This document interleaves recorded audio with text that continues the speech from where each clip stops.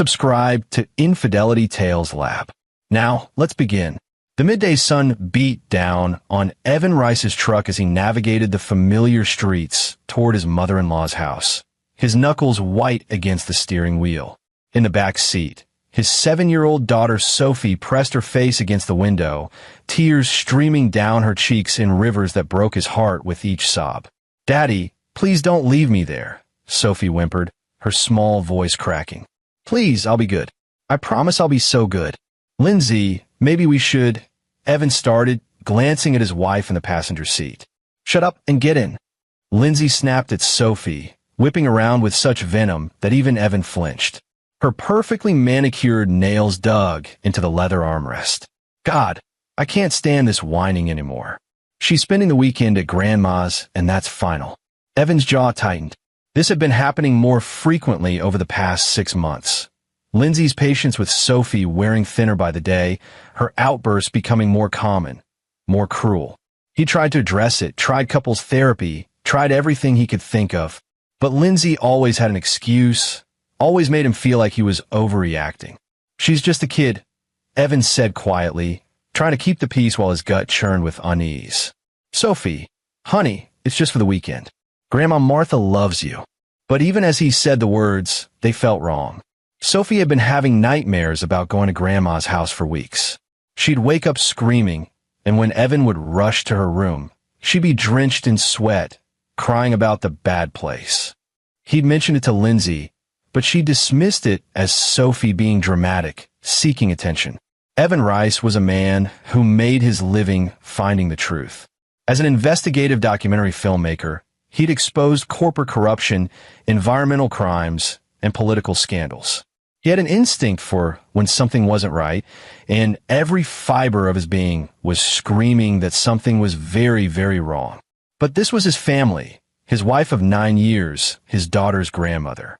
He wanted to believe he was just being paranoid. They pulled into Martha Burnett's driveway in the upscale subdivision of Riverside Estates. The house was a pristine 2-story colonial with white pillars and a manicured lawn that Martha paid a service to maintain twice weekly. Everything about Martha's life was about appearances: the perfect house, the perfect garden, the perfect image of a devoted grandmother and pillar of the community. Sophie's crying had evolved into full-blown hysteria. She clutched her stuffed rabbit, Mr. Hoppy, to her chest like a life preserver. No, please, Daddy." Martha emerged from the front door, her silver hair pulled back in a tight bun, wearing a cardigan despite the heat. Her smile was wide, but didn't reach her cold gray eyes. "There's my precious granddaughter." "Come on, Sophie," Lindsay said, unbuckling her seatbelt and opening the back door. She grabbed Sophie's arm and pulled her from the truck with more force than necessary. Evan got out, his stomach in knots. "Sophie, I'll call you tonight, okay? Before bedtime."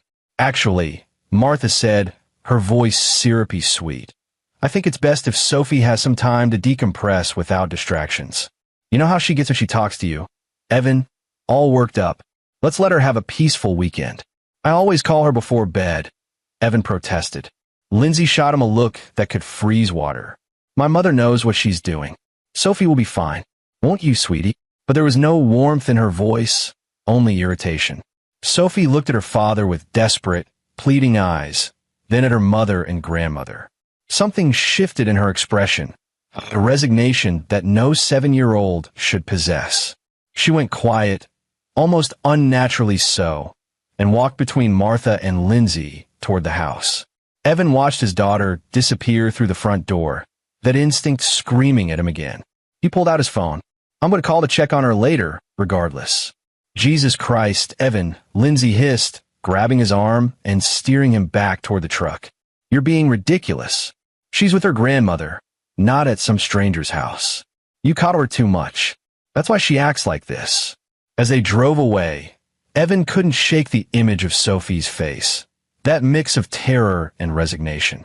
He'd spent 15 years as a documentary filmmaker, and he'd learned to trust his gut. His gut was telling him to turn the truck around. "Why has Sophie been so scared of going to your mother's?" he asked, keeping his voice calm. Lindsay stared out the window. Because you've made her into a daddy's girl who can't function without you for 5 minutes. She needs to learn independence.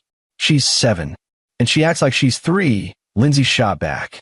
My mother raised me just fine with discipline and structure. Sophie needs that. You're too soft on her. Evan had heard this criticism before. Lindsay had grown up in a strict household. Martha had been a single mother after Lindsay's father left when Lindsay was young. Martha had built a successful real estate empire through ruthless determination, and she'd raised Lindsay with the same iron fist. Lindsay often spoke about her childhood, as if the strictness had been a gift, but Evan had always sensed something darker beneath the surface. They drove in tense silence back to their home in the suburbs. Evan and Lindsay had bought the 4-bedroom house 3 years ago, back when their marriage still felt salvageable. Now it felt like a museum of better times. Photos on the walls from when Lindsay used to smile at him genuinely, when Sophie's laughter filled the rooms without fear. The next 2 hours crawled by. Evan tried to work on editing footage for his current documentary about illegal dumping in state parks, but he couldn't concentrate. He kept checking his phone, debating whether to call Martha's house despite Lindsay's objections. At 4:47 p.m., his phone rang. Unknown number. Hello. Is this Evan Rice? A woman's voice, urgent and breathless. Yes, who is this? This is Margaret Murphy. I live 3 houses down from Martha Burnett.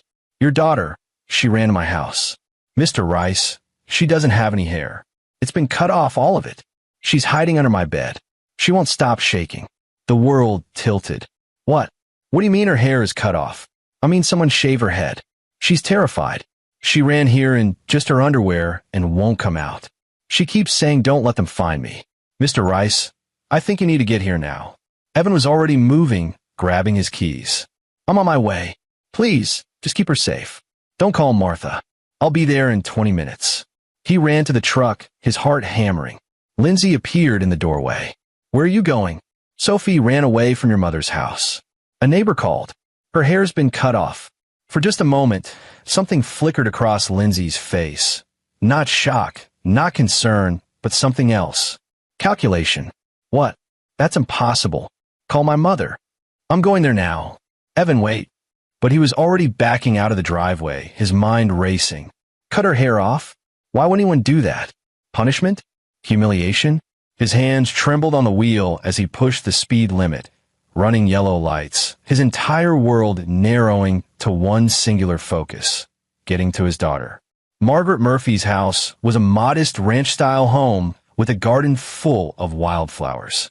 She was waiting on the porch, a woman in her 60s with kind eyes and gray-streaked brown hair, pulled into a ponytail. When she saw Evan, she hurried down the steps. Mr. Rice, I'm so glad you're here. She's still under the guest bed. I've been talking to her through the door, but she's traumatized. Can I see her? Of course. But Mr. Rice. Margaret hesitated, her expression troubled. Before you go in, I need to show you something. I have security cameras. One faces the street. I saw what happened, and I think you need to see this. She led him to her living room where a laptop sat open on the coffee table. She pulled up the footage, time-stamped 4:32 p.m. The angle showed the street and the side of Martha's house. Watch, Margaret said quietly. The footage showed the side door of Martha's house bursting open. Sophie stumbled out, and Evan's breath caught in his throat. His daughter's beautiful dark hair, the hair he used to braid every morning, the hair she'd been so proud of, was gone. Her head had been shaved completely, roughly, with patches of scalp showing red from razor burn. She was wearing only her Cinderella underwear, no shoes, running barefoot on the hot pavement. But that wasn't the worst part. Martha appeared in the doorway behind her, holding a belt. Not running, but walking with purpose, calling something Evan couldn't hear on the silent footage. Then Lindsay appeared. His wife stepped out of the house. She'd never left. She told him she was going to run errands, but she'd gone to her mother's house instead. Together, Martha and Lindsay pursued Sophie down the street. Sophie looked back, stumbled, fell hard on her knees. The footage showed her scrambling up and running toward Margaret's house, disappearing from frame. Martha and Lindsay stopped at the edge of Martha's property, exchanged words, then retreated back inside. Evan's legs gave out. He collapsed onto Margaret's couch. The air punched from his lungs. The woman he'd married, the mother of his child, had been there, had participated in whatever had happened to Sophie, had lied to him about her whereabouts. Mr. Rice? Margaret's voice sounded far away. Mr. Rice, are you all right? He wasn't all right. Nothing would ever be all right again. But he forced himself to breathe, forced himself to stand, because his daughter needed him. Can I see her now? His voice sounded hollow even to his own ears. Margaret nodded and led him down the hall to a guest bedroom. She opened the door softly. Sophie, honey, your daddy is here. Evan knelt beside the bed and looked underneath. Sophie was curled into the smallest ball possible. Mr. Hoppy clutched her chest, her newly shorn head tucked against her knees. When she saw him, her eyes, those beautiful brown eyes that looked just like his, widened. Daddy. Her voice was so small, so broken. I'm here, baby girl. I'm here. You're safe now. I promise you're safe. Don't make me go back. Please, Daddy, please don't make me go back. Never, Evan said. And in that moment, kneeling on Margaret Murphy's guest room floor, something fundamental shifted inside him. I swear to you, Sophie, you will never have to go back there. Never. Sophie slowly crawled out from under the bed and into his arms. She was shaking so hard her teeth chattered. Evan wrapped her in his jacket, held her close, and felt her tears soak into his shirt. Over her head, through the window, he could see Martha Burnett's perfect house down the street. The house where his wife had lied about being.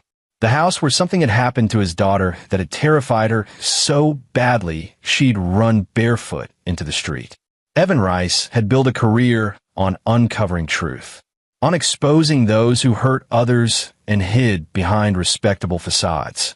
He'd done it with cameras and interviews and careful documentation. But this was different. This was his daughter. And as he held Sophie's trembling body and felt her silent sobs, he made a decision. He would find out exactly what had happened. He would gather every piece of evidence. And then he would make sure that Martha Burnett and Lindsay Burnett Rice paid for what they'd done. Not with a documentary. Not with exposure. With something far more permanent. Evan sat in Margaret Murphy's kitchen 3 hours later. Sophie finally asleep in the guest bedroom with Margaret's daughter-in-law, Amy, watching over her. Margaret had called her son, Stuart Wagoner, who happened to be a family law attorney. Stuart sat across from Evan now, his expression grim as he reviewed the photos Evan had taken of Sophie's injuries. The shaved head was just the beginning. Sophie's knees were scraped raw from her fall.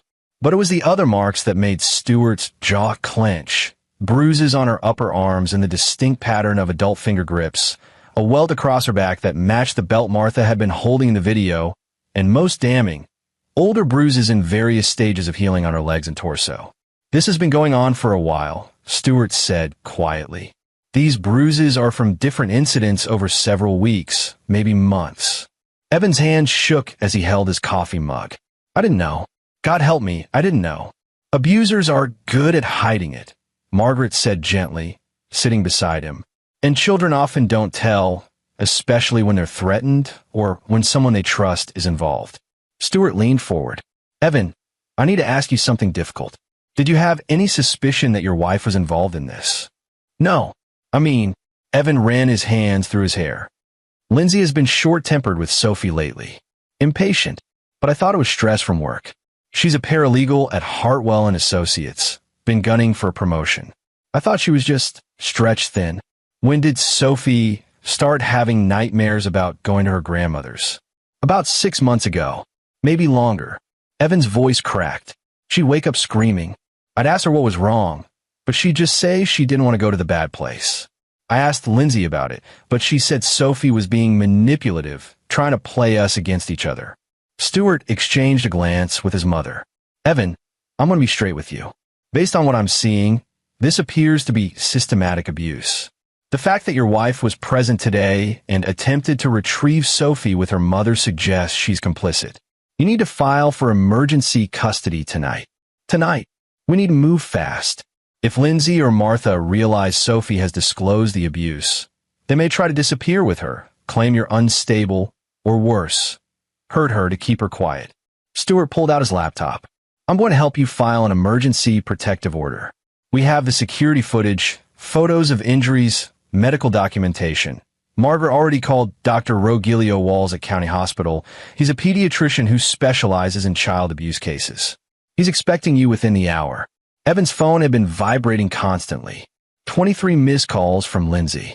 15 from Martha. Text messages ranging from concerned to furious. Lindsay, where are you? Where's Sophie? Lindsay, you're scaring me. Call me back. Lindsay, my mother said Sophie ran away. This is your fault for coddling her. Martha, bring my granddaughter back immediately. Martha, you are making a terrible mistake. Lindsay, if you don't answer your phone right now, I'm calling the police. They're threatening to call the police, Evans said. Let them, Stewart replied. We'll have our own report filed first. Margaret's security footage is time-stamped and shows them pursuing a half-naked, terrified child with a belt. Any police officer who sees that will understand what's happening here. Over the next hour, Evan moved through a fog of administrative necessity.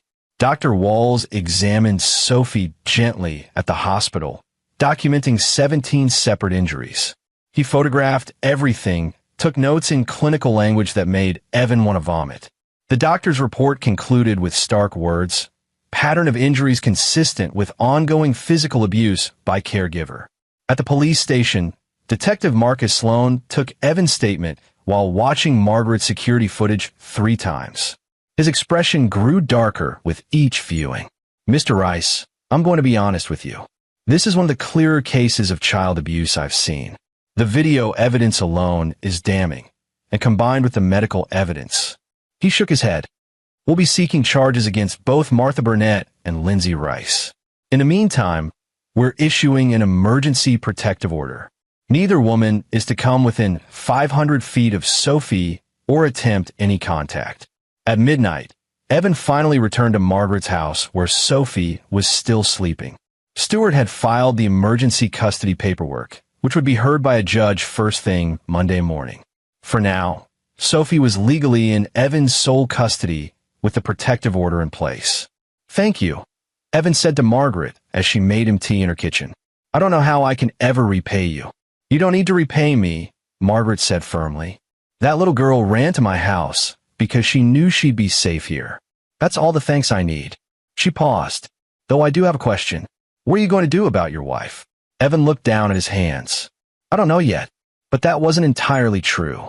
As he'd sat in the police station, as he'd watched his daughter examined by doctors, as he'd documented every injury and every moment of evidence, something had been growing inside him. Something cold and calculating and absolutely focused. For 15 years, he'd made documentaries that exposed corruption and abuse. He knew how to gather evidence, how to build a narrative, how to find the cracks in someone's armor and exploit them. He knew how to be patient, methodical, and thorough. Lindsay and Martha had hurt his daughter. They'd traumatized her, abused her, shaved her head as some twisted punishment.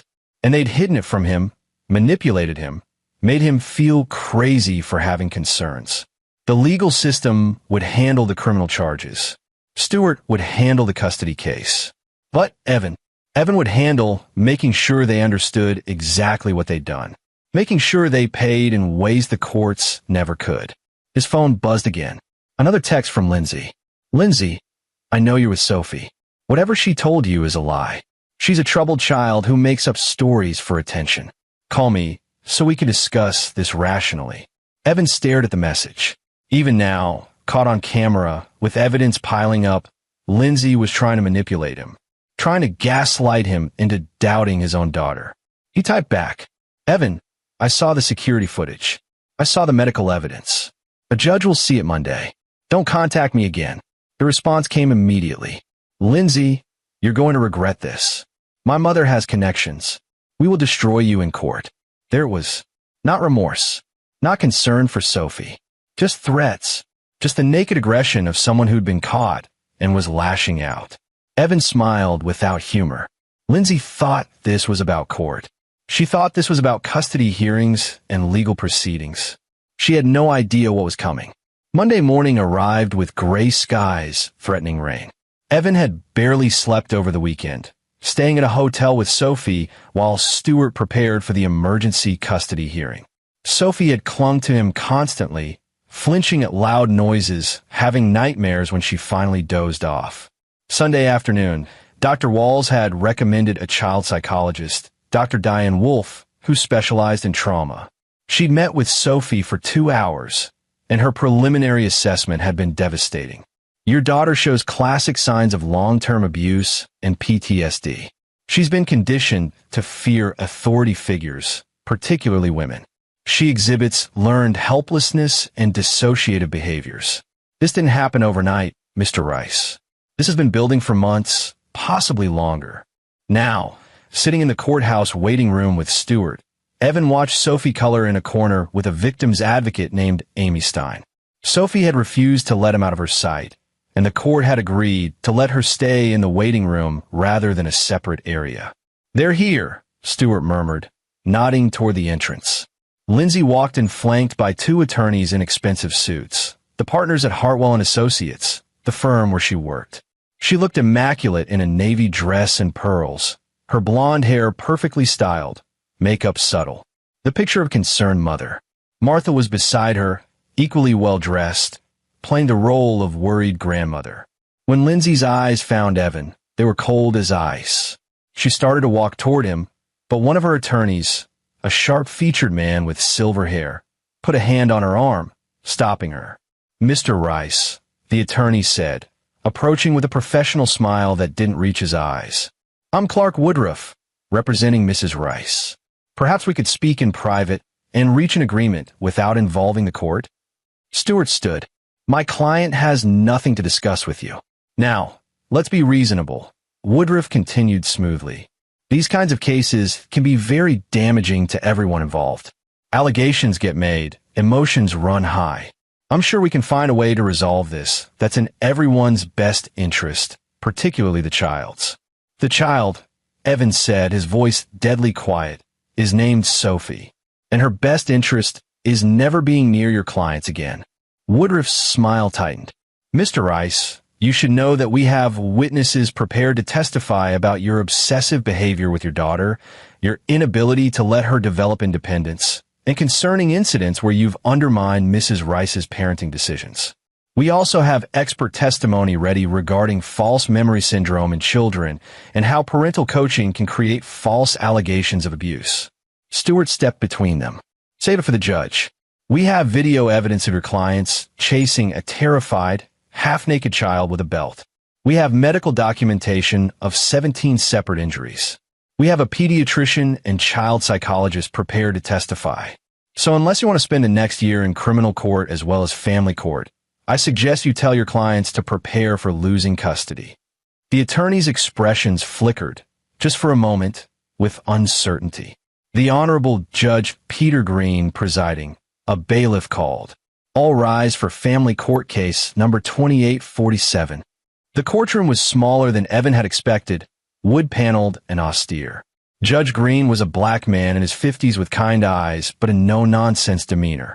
He reviewed the emergency petition while the room waited in silence.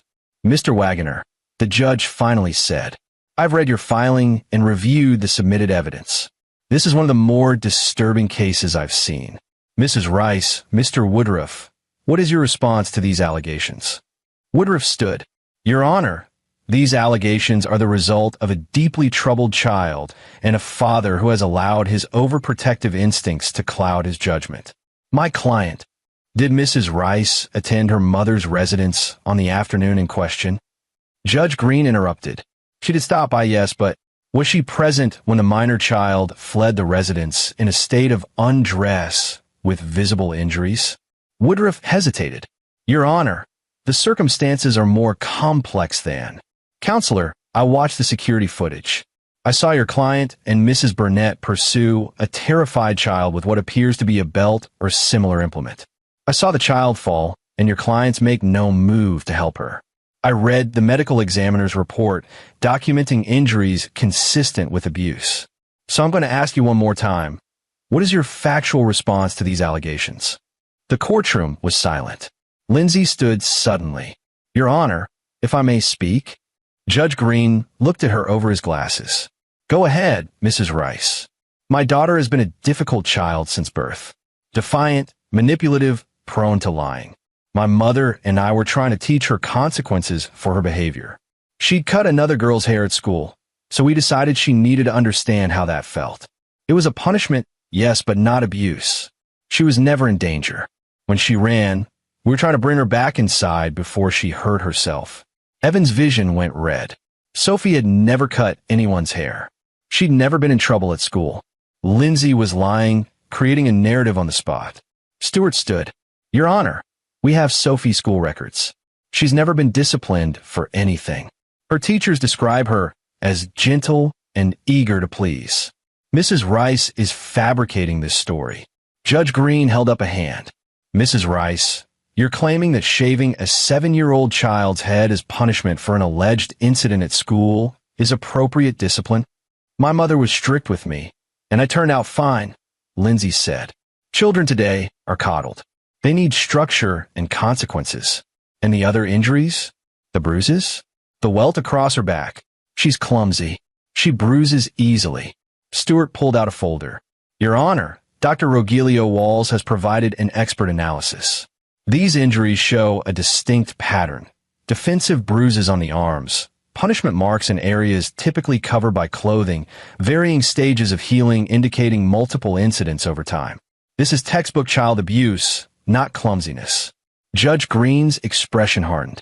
Mrs. Rice, I'm issuing a temporary custody order granting sole custody to Mr. Rice pending a full hearing.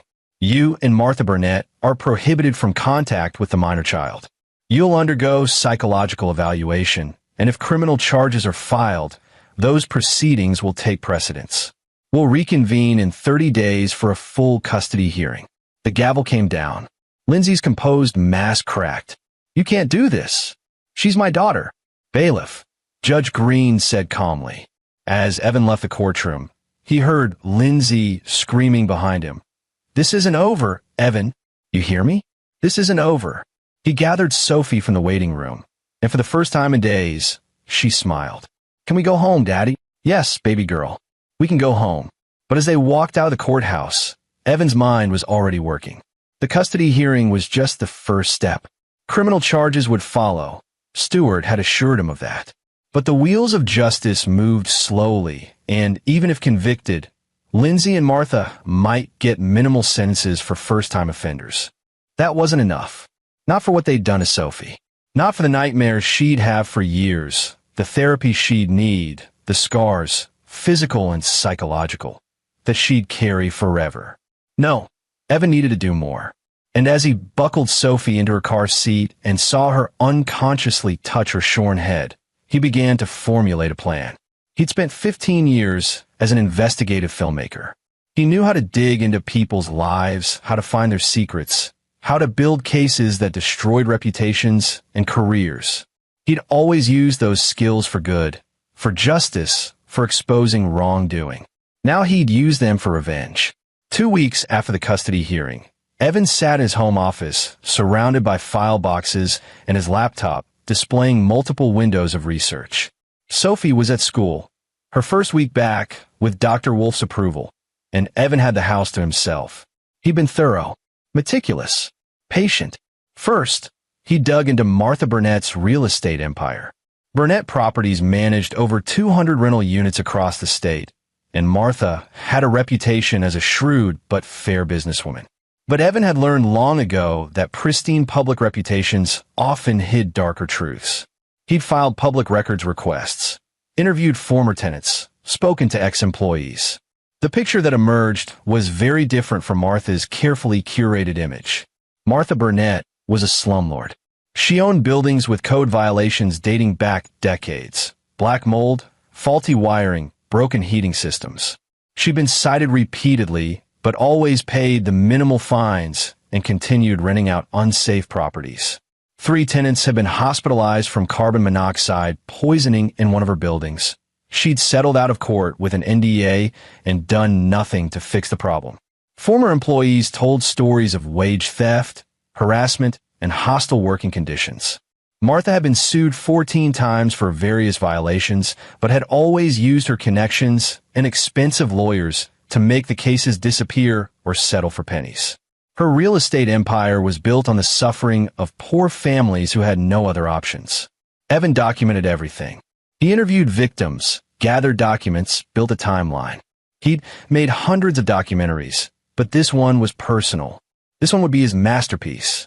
Then there was Lindsay, his wife, soon-to-be ex-wife. The divorce papers were being filed this week. Had secrets of her own. Evan had noticed small discrepancies in their finances over the past year. Money missing from their joint account, explained away as business expenses or gifts. He'd been too trusting to question it. Now, with access to their financial records and Stewart's help from a forensic accountant friend, the truth emerged.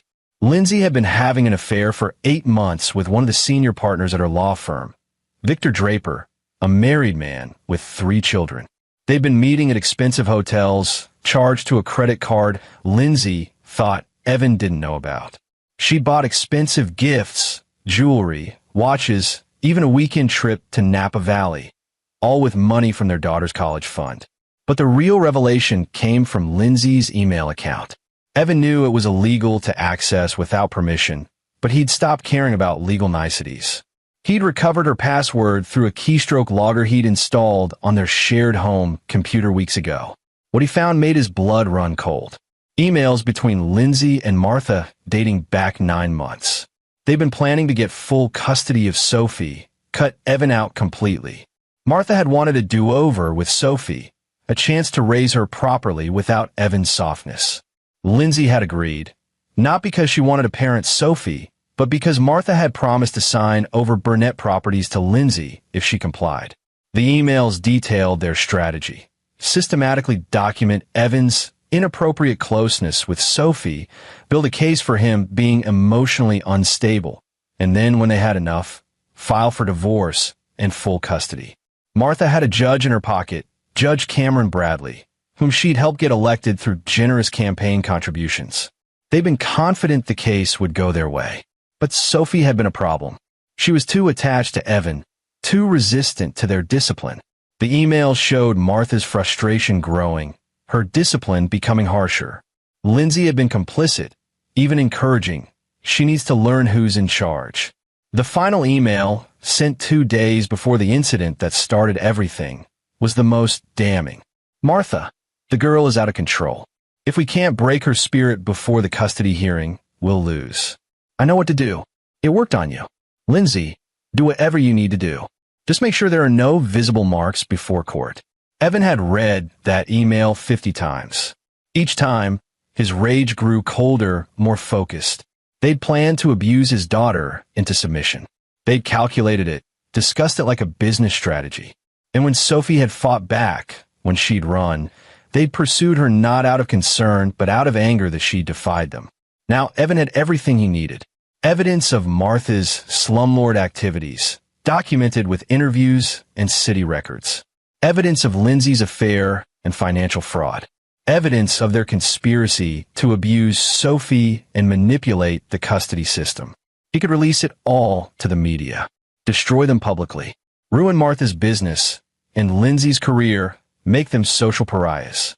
But that felt too clean, too distant. He wanted them to feel what Sophie felt. Fear, helplessness, the slow understanding that their world was collapsing and there was nothing they could do to stop it. So Evan began to implement his plan. A plan with stages, each designed to dismantle their lives piece by piece. Stage 1 was already in motion. He'd compiled his documentary evidence of Martha's slumlord activities and sent it anonymously to the state attorney general's office, the Department of Housing, and 3 investigative journalists he'd worked with in the past. The stories would break within days, triggering investigations that Martha's lawyers and connections couldn't stop. Stage 2 targeted Lindsay's affair. Evan had created anonymous email accounts and sent detailed evidence to Victor Draper's wife, including hotel receipts, text messages, and photos. He'd also sent copies to the managing partner at Hartwell and Associates. An affair with a married senior partner was a firing offense, especially when combined with evidence that Lindsay had been using firm resources for personal matters. Stage 3 was more personal. Evan had created a comprehensive website detailing the abuse, including edited security footage, medical reports with Sophie's face blurred, and the email exchanges between Lindsay and Martha. He'd registered the domain under marthaandlindsayburnetttabuzers.com. It was SEO optimized, tied to their names, and would be the first result anyone saw when searching for them. But Stage 4 was his masterpiece. Evan had learned from a source he'd cultivated over the years that Martha was in the final stages of negotiating a massive development deal, a $50 million contract to build a mixed-use complex downtown. It was the culmination of her career, the deal that would cement her legacy and double her net worth. The deal required city council approval. 3 of the 7 council members were already opponents due to Martha's reputation. 2 were in her pocket. The remaining 2 were swing votes. Evan had arranged for both swing vote council members to receive packages. Inside would be USB drives containing every piece of evidence of Martha's code violations, tenant abuse, and corruption. Included would be testimony from families Martha had hurt, medical record from the carbon monoxide poisonings, and building inspection reports she'd bribed officials to ignore. The council vote was scheduled for 2 weeks from now. There was no way the deal would pass after they saw the evidence. Martha's legacy project would die. Her business would be crippled by the pending investigations. Her reputation would be destroyed. And the thing she valued most, her money and status, would crumble, all while she faced criminal charges for child abuse. As for Lindsay, losing her job and her affair being exposed would be just the beginning. Evan had already ensured that every law firm in the state knew about her situation through his network of legal professionals. Her paralegal career was finished. The divorce would leave her with minimal assets since most of their wealth was in Evan's name from his documentary work, and she'd face criminal charges alongside her mother. But beyond all that, there was one final element to Evan's revenge. Sophie. The best revenge on Lindsay and Martha wasn't destroying their careers or finances. It was Sophie thriving without them. It was Sophie healing, growing up strong and happy, and never needing them again. It was them seeing, through the years of supervised visitation that would be their only contact if they avoided prison, how much better Sophie's life was without them in it. That was the revenge that would hurt most. Not the public humiliation or the financial ruin, but the knowledge that they were irrelevant, that Sophie didn't need them, that Evan had won by being the parent they could never be. The phone rang, interrupting his thoughts. Stuart. Evan, we have news. The district attorney is filing charges. Both Lindsay and Martha are being charged with felony child abuse, conspiracy, and assault. Martha's also being charged with witness intimidation. Apparently, she tried to contact Margaret Murphy to get her to recant her statement. When arraignment is tomorrow, given the severity and the evidence, the DA is requesting no bail. They're considered flight risks. Evan felt a grim satisfaction. Good. There's something else. I got a call from Clark Woodruff. Apparently, Lindsay wants to make a deal. She's willing to testify against Martha, give up all custody rights, and accept a plea bargain if we agree not to pursue the maximum sentence. What's your recommendation? Stuart was quiet for a moment. Legally, it's a strong position for our side. She testifies, Martha goes away for longer, and Sophie never has to deal with Lindsay again. But it's your call. How does Sophie feel about her mother? Evan thought about the question Sophie had asked him last night. Daddy, does Mommy still love me? He'd wanted to lie, to protect her, but Dr. Wolf had advised honesty. I don't think Mommy knows how to love anyone but herself, baby girl. But I love you enough for both of us. Sophie had nodded, wise beyond her years. That's okay. I just have you. Tell Woodruff we'll consider the deal, Evan said. But I want it in writing that Lindsay gives up all parental rights permanently. Not just custody, all rights. She doesn't get to come back in 5 years claiming she's changed. I'll draw up the terms. Evan, I have to ask, are you doing okay? This is a lot. I'm doing what needs to be done. After hanging up, Evan returned to his work. He had 3 more interviews to edit for the documentary, 2 more city council members to brief, and a meeting with a reporter from the State Times who was investigating Martha's properties. His phone buzzed. A text from an unknown number. I know what you're doing. You think you're so smart, but you're just a vindictive asshole who can't accept that Sophie needs discipline. You're gonna pay for this. Martha. She got on a burner phone to evade the protective order. Evan saved the message, forwarded it to Stewart and the police. Then he replied, "You're going to prison. Your business is being investigated. Your legacy is destroyed. And Sophie is happy without you. I've already won." No response came. Evan smiled. Let Martha rage. Let her threaten. It changed nothing. He'd started this journey 2 weeks ago as a desperate father trying to protect his daughter. Now he was an instrument of justice, methodically dismantling the lives of 2 women who'd hurt the most important person in his world. And he was just getting started. The day of Martha Burnett's arraignment arrived with national media attention. Evan's anonymous tips had worked. 3 major news outlets had picked up the story of the prominent businesswoman charged with child abuse and running slum properties. Martha's mugshot was on the front page of every paper, her perfectly styled hair and pearl necklace contrasting grotesquely with the booking photo background. Evan watched the proceedings from a gallery. Martha sat beside her attorney, her face a mask of composure, but Evan could see the cracks. Her hands trembled slightly.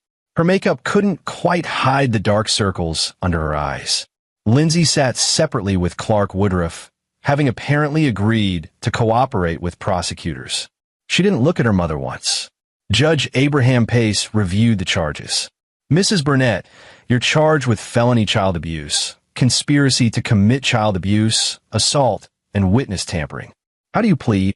"Not guilty, Your Honor," Martha said, her voice steady.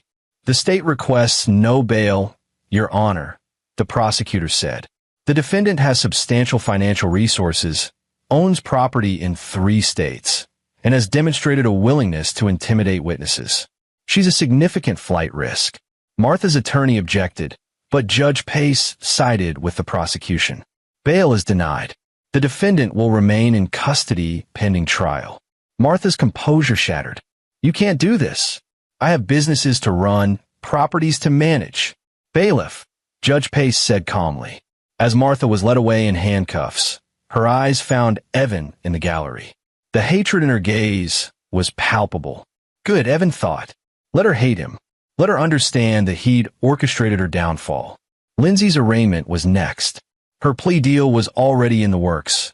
Testify against Martha, provide evidence of the conspiracy, and accept a reduced charge of child endangerment with probation and mandatory counseling. In exchange, she'd give up all parental rights. "Mrs. Rice," Judge Pace said, "do you understand that by accepting this plea and giving up your parental rights, you will have no legal claim to your daughter? No visitation, no custody, no parental authority?" Lindsay's voice was barely audible. "Yes, Your Honor. And you're doing this voluntarily?" For just a moment, Lindsay looked at Evan. There was something in her expression, not remorse, but resignation. She'd gambled and lost, and now she was cutting her losses the only way she could. "Yes, Your Honor. Voluntarily." The legal proceedings continued, but Evan had seen enough. He left the courthouse and drove to Sophie's school, arriving just as her class was being dismissed. She ran to him with a smile, her hair starting to grow back in soft dark fuzz. "Daddy, look what I made." She held up a drawing, stick figures of her, and Evan holding hands, a sun shining above them, flowers everywhere. "That's beautiful, baby girl. Want to get ice cream?" "Yes." She grabbed his hand, and they walked to his truck together. As they sat in the ice cream shop, Sophie working on a chocolate sundae and chattering about her day, Evan felt something he hadn't felt in weeks. Peace. Not happiness. Not yet. Maybe not for a long time, but peace. His phone buzzed. A news alert. State AG launches investigation into Burnett properties following abuse allegations. Another buzz. City Council postpones vote on Burnett development amid controversy. Another. Victor Draper resigns from Hartwell and Associates following affair allegations. Evan silenced his phone and focused on Sophie. "Daddy, are you okay?" she asked, her brown eyes concerned. "I'm perfect," he said, "because I'm with you." She smiled and returned to her ice cream, and Evan watched her, marveling at her resilience. Children were remarkably adaptable, Dr. Wolf had told him. With proper support and therapy, Sophie could heal from this trauma. It would take time, but she could have a normal, happy childhood. That was all Evan wanted. Everything else, the revenge, the legal battles, the destruction of Lindsay's and Martha's lives, was just ensuring that Sophie got that chance. 3 months later, Evan sat in a different courtroom for Martha Burnett's trial. The prosecution had built an overwhelming case. Beyond the security footage and medical evidence from Sophie's case, they found 2 other families willing to testify that Martha had abused their children during court-ordered visitations years ago when she'd fought her own daughter for grandparent rights during Lindsay's rebellious teenage years. The pattern was clear. Martha Burnett believed in breaking children's spirits through physical punishment and psychological abuse. She'd done it to Lindsay, who'd internalized the abuse and perpetuated it. She'd planned to do it to Sophie. Lindsay testified for 3 hours, detailing the abuse she'd suffered as a child, the plan to take custody of Sophie, and the escalating violence towards Sophie when she'd resisted. Her testimony was clinical, detached, as if she were describing someone else's life. "Why did you go along with it?" the prosecutor asked. Lindsay looked at her hands. "Because my mother promised me everything. The business, financial security, independence. And because I didn't know any other way to parent. My mother raised me with punishment and control, and I thought that's what parents did. Did you ever love your daughter?" The courtroom went silent. "I don't know," Lindsay finally said. "I don't think I know how." Evan felt a strange pity for her in that moment. Lindsay was a victim who'd become an abuser, trapped in a cycle she'd never questioned until it was too late. It didn't excuse what she'd done, but explained it. The defense tried to paint Martha as a strict but loving grandmother, a successful businesswoman being persecuted for old-fashioned parenting methods. But the evidence was overwhelming. The jury deliberated for 4 hours. Guilty on all counts. Martha showed no emotion as the verdict was read, but Evan saw her hands grip the table until her knuckles went white. Sentencing came 2 weeks later. Judge Pace looked at Martha with something like disgust. "Mrs. Burnett, in my 30 years on the bench, I've seen many cases of child abuse, but few as calculated and cruel as yours. You systematically abused your own daughter, then conspired to abuse your granddaughter. You built an empire on the suffering of the poor and vulnerable. You used your wealth and connections to evade justice for decades. I'm sentencing you to 15 years in state prison for the abuse charges, 5 years for conspiracy, and 3 years for witness tampering, to be served consecutively. 23 years total. Given your age, this is effectively a life sentence."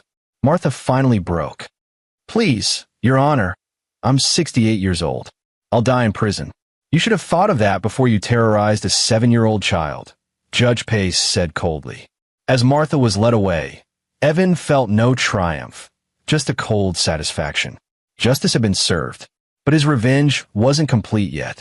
While Martha began her prison sentence and Lindsay completed her court-ordered counseling in another state, Evan focused on the final phase of his plan, building a new life for Sophie.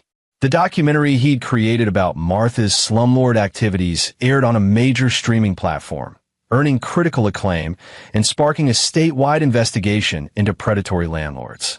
The publicity led to new laws protecting tenants, and dozens of families received settlements from Martha's seized assets.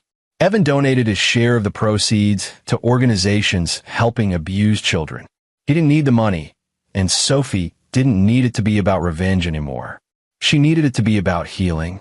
He'd also been working on something else, a project that was both cathartic and constructive.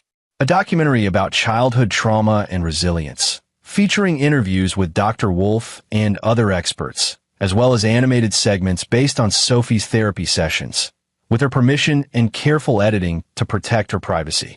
The documentary, titled Breaking the Cycle, won numerous awards and became required viewing in social work programs across the country.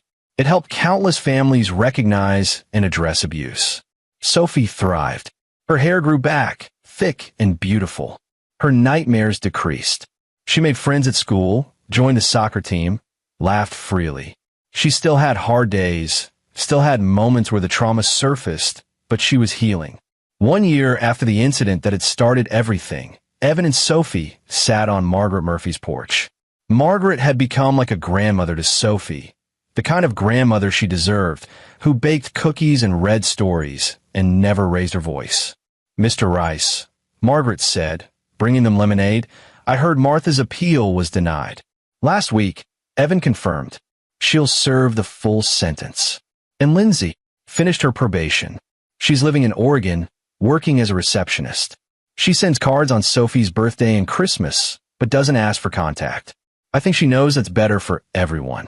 Margaret nodded. "And how are you doing?" It was a question people asked often, and Evan never quite knew how to answer. He'd accomplished everything he'd set out to do.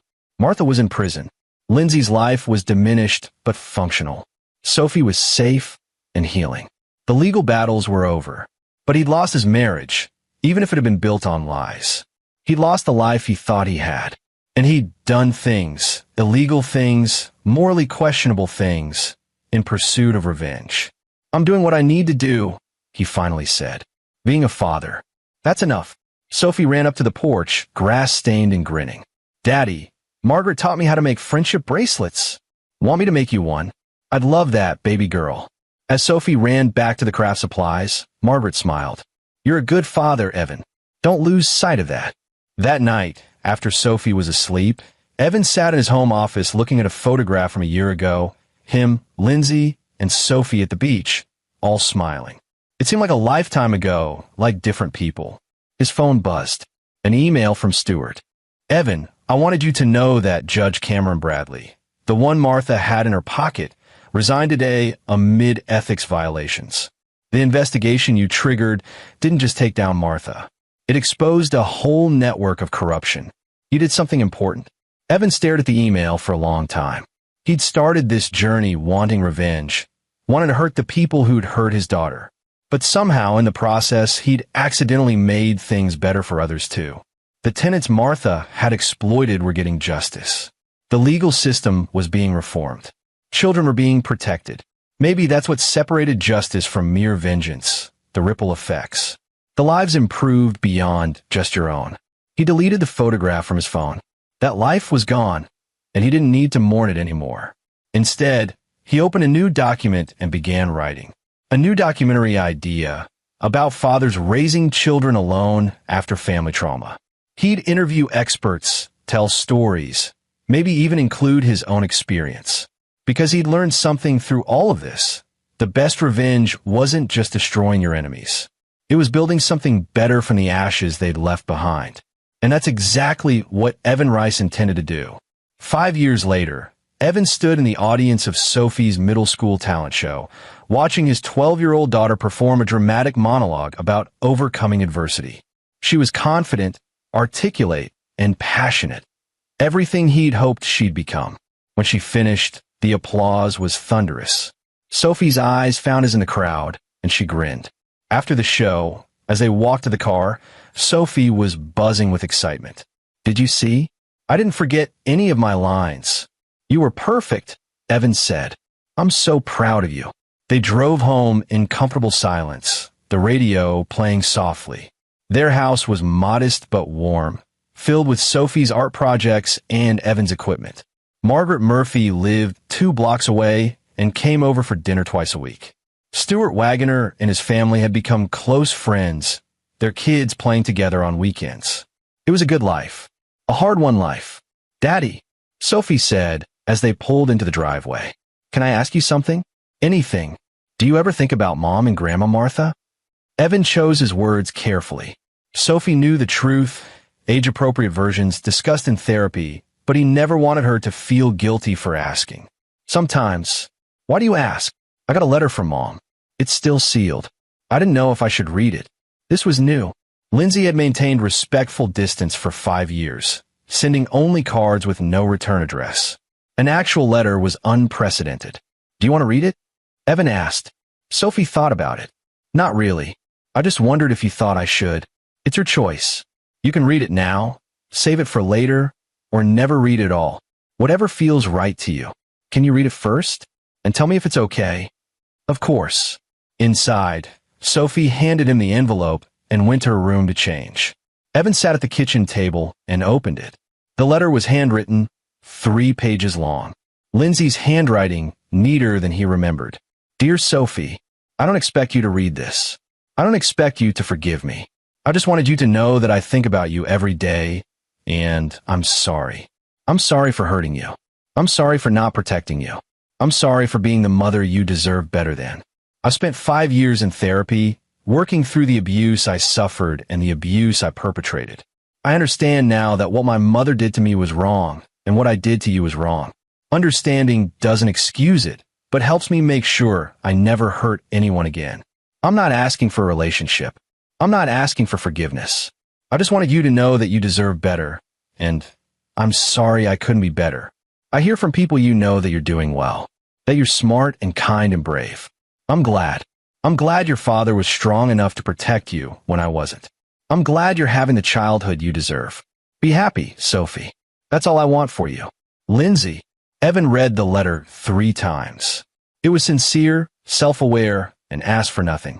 Lindsay had clearly done real work on herself. It changed nothing about what she'd done, but it was something. Not redemption, but acknowledgement. He went to Sophie's room, where she was doing homework. The letter is okay. She apologizes and says she's glad you're doing well. She's not asking for anything. Sophie nodded. Can I read it when I'm older? Maybe when I'm in high school? Sure. I'll keep it safe for you. Thanks, Daddy. She returned to her homework, the letter already forgotten. Evan marveled at her resilience.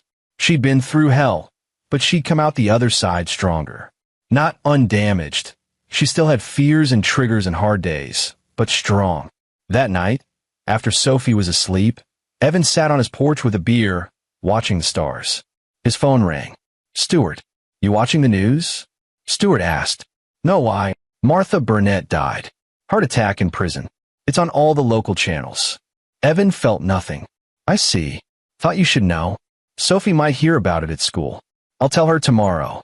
Thanks, Stuart. After hanging up, Evan sat in the darkness, thinking about Martha Burnett. She'd lived 68 years, built an empire, hurt countless people, and died in a prison cell, alone and hated. What a waste of a life. He thought about calling Lindsay to tell her, but decided against it. She'd find out on her own, and maybe she needed to process her mother's death without his interference. Inside, Evan checked on Sophie one more time. She slept peacefully, her hair spread across the pillow, Mr. Hoppy tucked under her arm. This was his victory.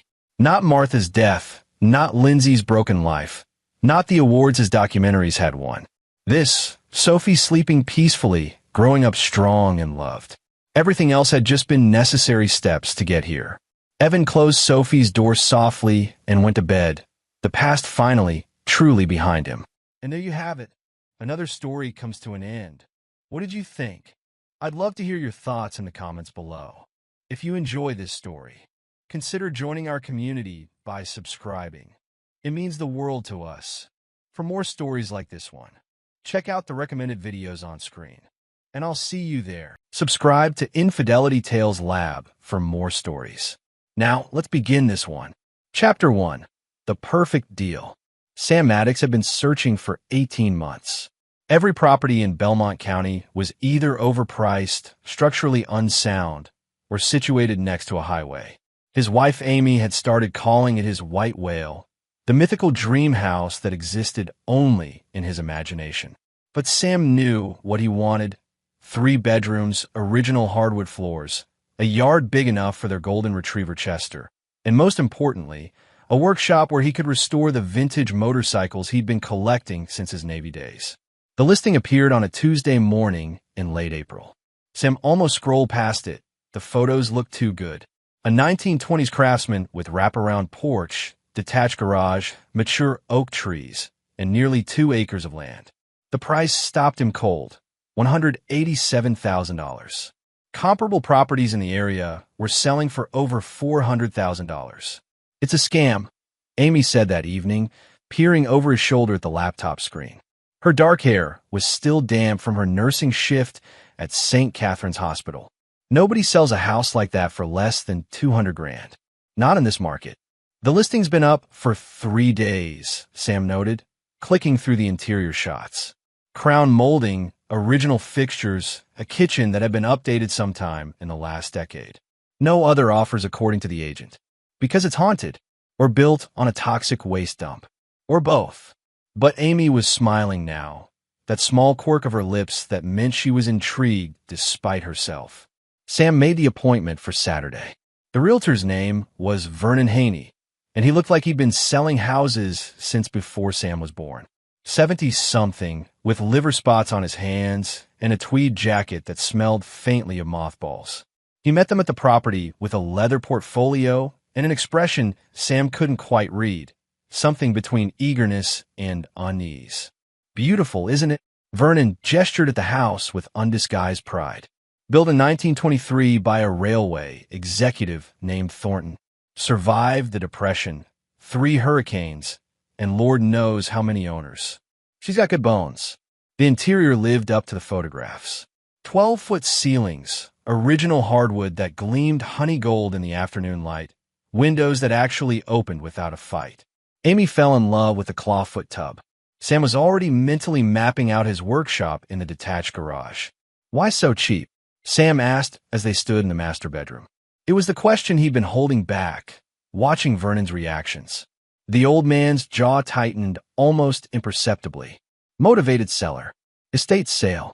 The previous owner passed away, and his children live out of state. They want it gone. How'd he die? Natural causes. Heart attack, I believe. In his sleep. Vernon's tone had gone flat, rehearsed. He'd answered this question before. They walked the property after touring the house. The backyard stretched beyond the garage, a wilderness of overgrown grass and wildflowers that would need serious work. Chester would love it. Beyond the tree line, Sam spotted a structure he hadn't seen in the listing photos. A shed, maybe 12 by 16 feet, built from the same craftsman style wood as the main house, but weathered gray with age. What's in there? Sam nodded toward it. Vernon's reaction was immediate and telling. His shoulders went rigid, and when he turned to Sam, his expression had transformed into something uncomfortably close to fear. That's not part of the sale. I'm sorry. The shed. It's not included. You can have everything else, the house, the garage, the land, but the shed stays locked. You don't go in there. Ever. Amy had rejoined them, and Sam felt her hand slip into his. That's unusual, she said carefully. Vernon pulled a folded document from his portfolio with hands that weren't quite steady. It's all here in the purchase agreement. Very simple terms. You buy the property for the listed price. Closing costs are covered by the estate. Inspection waived if you choose. Only condition is that you never, under any circumstances, enter that shed. The estate retains a key. Someone will come once a month to access it. You won't see them, won't hear them. They'll be in and out in under an hour. What's in it? Sam asked. That's not my information to share. Is it legal? Whatever's in there. Vernon met his eyes. I've been selling real estate for 42 years. I wouldn't be party to anything illegal. What's in that shed is none of your concern, and if you're smart, you'll leave it that way. Sam and Amy exchanged a look. They developed a wordless communication system over 7 years of marriage. Raised eyebrow meant this is crazy, head tilt meant, but maybe, and the slight squeeze she gave his hand, meant it's your call, I'll support whatever you decide. Can we talk privately? Sam asked. Vernon nodded and walked back toward the house, pulling out his phone. This is insane, Amy whispered. A mysterious shed we can never open? Strangers accessing our property? This is how horror movies start. It's also $200,000 under market value. Sam looked at the house, at the garage, at the sprawling yard. We've been looking for over a year. This place checks every box except for one creepy shed that we just ignore. How hard can that be? Sam, I spent 6 years on a nuclear submarine, sharing air with 200 other guys, following orders I didn't understand, trusting that the people above me knew what they were doing. I can ignore a shed. Amy studied his face. You're really okay with this? I'm really okay with finally having a home. Our home. He squeezed her hand back. Chester needs a yard.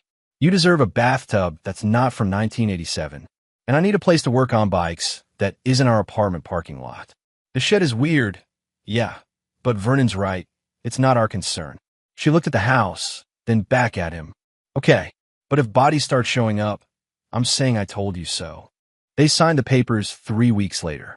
The home inspection, which they'd opted to get despite the waiver, revealed nothing worse than some outdated electrical in the garage and a minor roof repair needed within the next 5 years. Vernon had seemed almost relieved when they moved forward with the purchase. The day they got the keys, Sam stood in the empty living room with Amy and Chester, listening to the old house settle around them. It smelled like lemon furniture polish and possibility. "Home," Amy said softly. "Home," Sam agreed. Through the back window, beyond the garage, the shed waited in the shade of the oak trees. Sam had already decided. He wouldn't even walk past it if he could help it. Out of sight, out of mind. For 3 months, that strategy worked perfectly. Chapter 2. The first month. Moving in consumed the first 2 weeks. Sam had saved up 3 weeks of vacation time from his job as a hydraulic systems engineer at Morrison Industrial, and he burned through it all unpacking, painting, and starting the transformation of the garage into his dream workshop. Amy worked her usual rotating shifts at the hospital, coming home to find Sam covered in sawdust or grease, grinning like a kid on Christmas morning. Their neighbors introduced themselves with the casual friendliness of small-town America. To the left lived Dean and Rosie Branch, retired teachers in their 60s who brought over a casserole and unsolicited advice about the local lawn care service. To the right was a rental property that currently housed a rotating cast of college students from Belmont State, 20 miles away. "Beautiful house," Dean said, standing in the driveway while Rosie chatted with Amy about the best grocery stores. "We were wondering who'd finally buy it. Been empty since old Randolph passed." "Randolph?" Sam asked. "Randolph Giles, previous owner. Kept to himself mostly. Lived here for, what, honey, 15 years. Dean called to Rosie. 17, she called back. Moved in after his wife died. "Did you know him well?" Sam asked, curious now. Dean's expression shifted slightly. "Not really. Polite enough when you saw him, but he didn't socialize much. Spent a lot of time in that old shed of his." Sam felt something cold touch his spine. "The shed? Out back?" "Yeah, we'd see him heading out there, sometimes at odd hours. 2, 3 in the morning. Dean lowered his voice. "Rosie used to joke he was building a spaceship or something. But after he died, his kids got weird about it. Wouldn't let the estate sale people touch it. Had it written into the sale agreement that it stays locked. That doesn't strike you as strange?" Dean shrugged. "People are strange, son. Especially when it comes to their parents' stuff. Maybe he kept his wife's things in there. Maybe it's full of pornography. Maybe he had a model train set up he didn't want the world to see. Point is, it's none of our business. Good fences make good neighbors, and good neighbors mind their own business." It was solid advice, and Sam took it. He didn't mention the shed to anyone else. When his younger brother Mel visited from Pittsburgh that first weekend, helping to move furniture and providing running commentary about Sam's middle-age crisis house purchase, Sam directed him away from the back of the property. When Amy's sister Catherine came by with her husband Johnny and their twin daughters, Sam suggested they let the kids play in the front yard. The maintenance visits happened exactly as Vernon had described. Once a month, on the third Thursday, sometime between midnight and 3 a.m., someone would access the shed. Sam knew because Chester would wake up growling softly, a low rumble in his chest that meant stranger on the property. The first time it happened, Sam had gotten up, grabbed the Glock 19 he kept in the bedside safe, and crept to the window. A figure in dark clothing was walking toward the shed with a flashlight. They unlocked the door, entered, and emerged 18 minutes later. Then they disappeared back down the side path that led to the street. "Should we call the police?" Amy whispered. "That's what we agreed to," Sam reminded her. "Once a month. They're gone. It's fine. It's weird. It's fine," he repeated, more to convince himself than her. June melted into July. Sam settled into a routine. Work Monday through Friday, bikes on the weekend, occasional poker night with guys from Morrison Industrial. Amy picked up extra shifts to help pay down their credit cards. Chester claimed the entire backyard as his kingdom and spent his days chasing squirrels and barking at nothing. The shed simply existed. Sam walked past it a few times while mowing the lawn, always keeping his eyes forward, treating it like a piece of landscape rather than a structure. Once, When Chester's ball landed near it, Sam used a rake to retrieve it rather than get too close. "You're being ridiculous," Amy said, watching from the porch. "I'm respecting boundaries. You're scared of a building. I'm cautious. There's a difference." But she was right, and Sam knew it. Something about the shed bothered him on a level he couldn't articulate. It wasn't just the mystery of what was inside. It was the way Vernon's hands had shaken when discussing it, the way Dean's voice had dropped to a whisper, the way Randolph Giles had apparently visited it at 2 in the morning.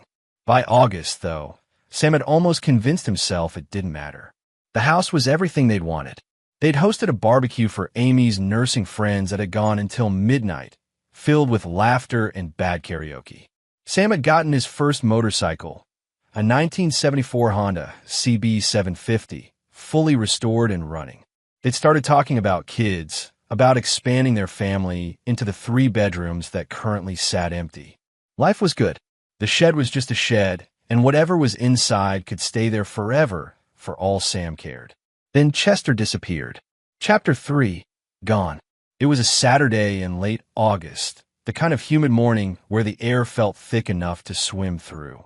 Sam had let Chester out at 7 a.m. like always, filled his coffee cup, and settled onto the back porch to sketch out plans for his next restoration project, a 1982 Yamaha Virago that needed extensive work.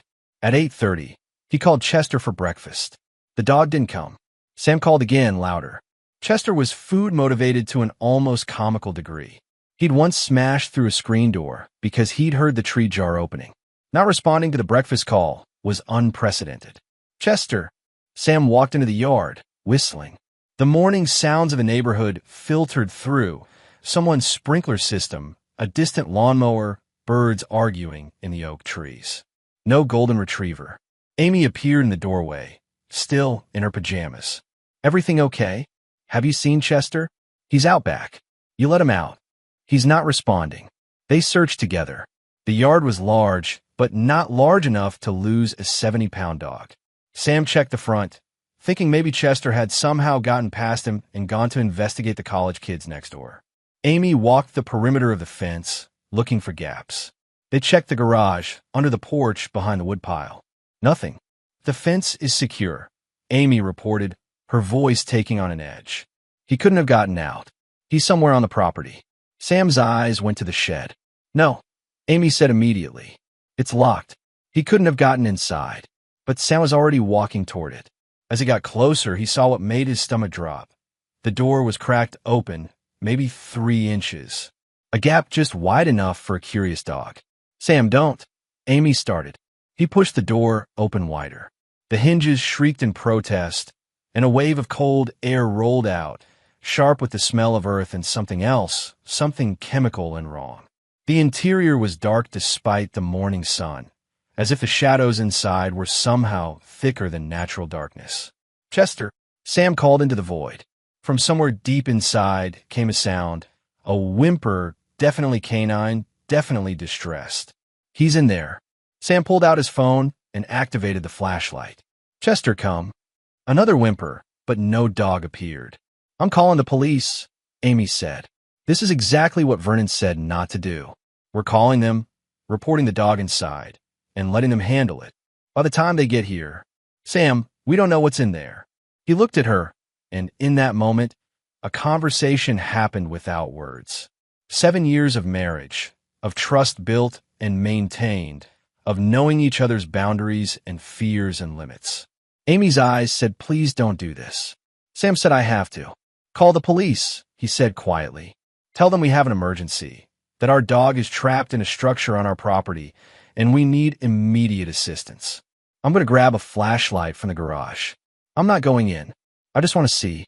It was a lie, and they both knew it. But Amy nodded and pulled out her phone.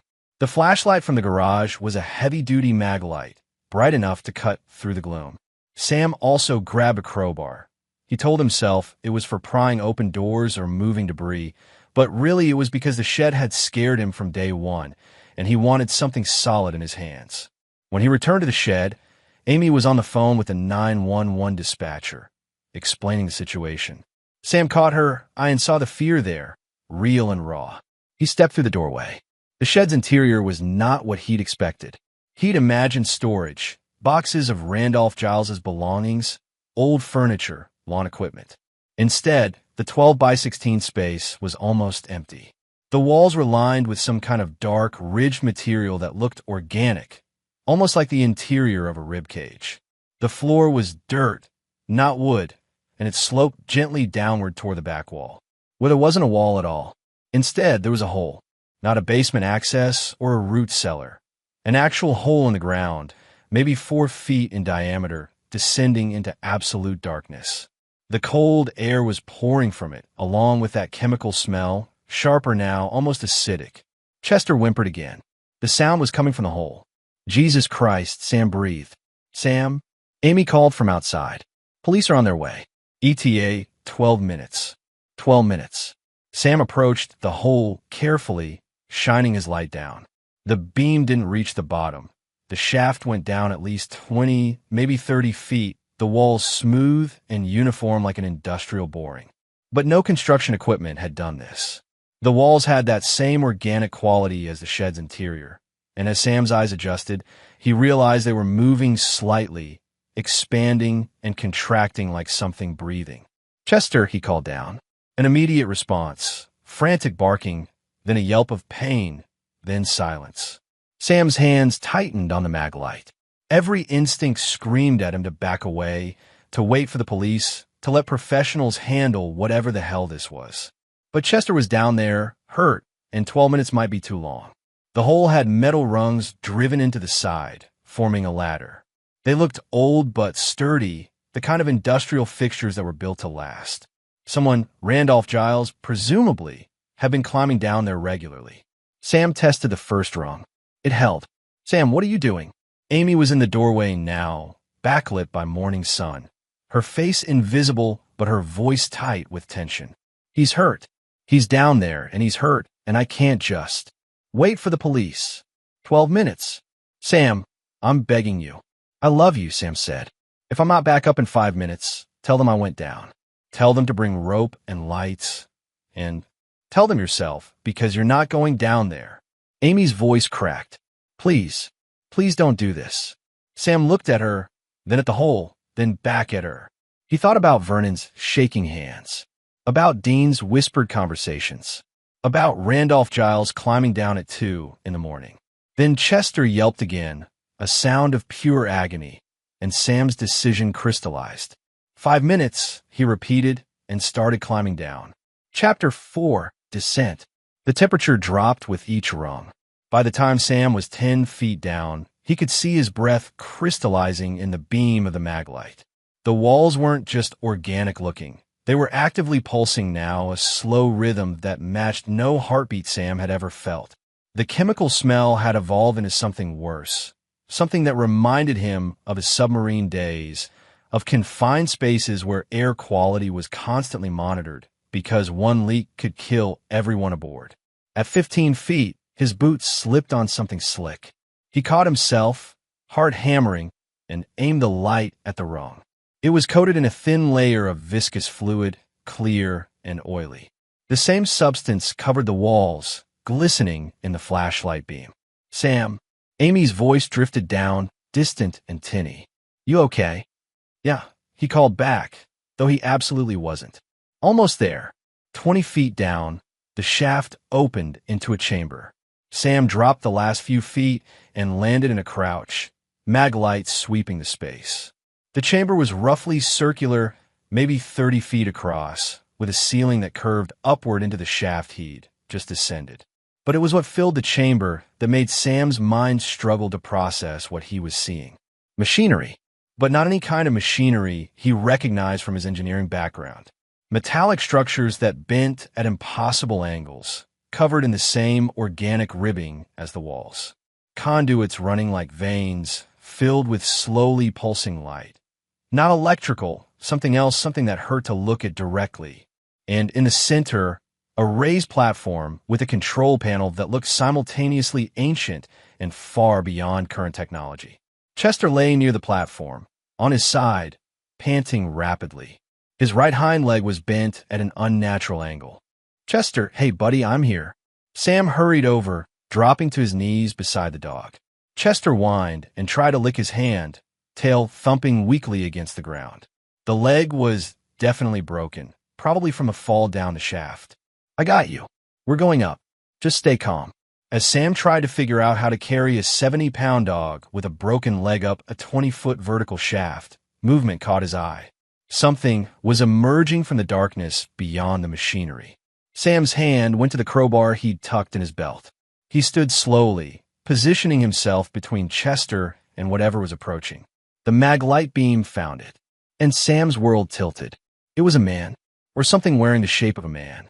Tall, maybe 6'5", dressed in clothes that looked like they were from the 1920s, high-waisted trousers, suspenders, a collarless shirt.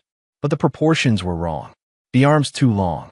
The joints bending in directions joints shouldn't bend. And the face. The face was Randolph Giles.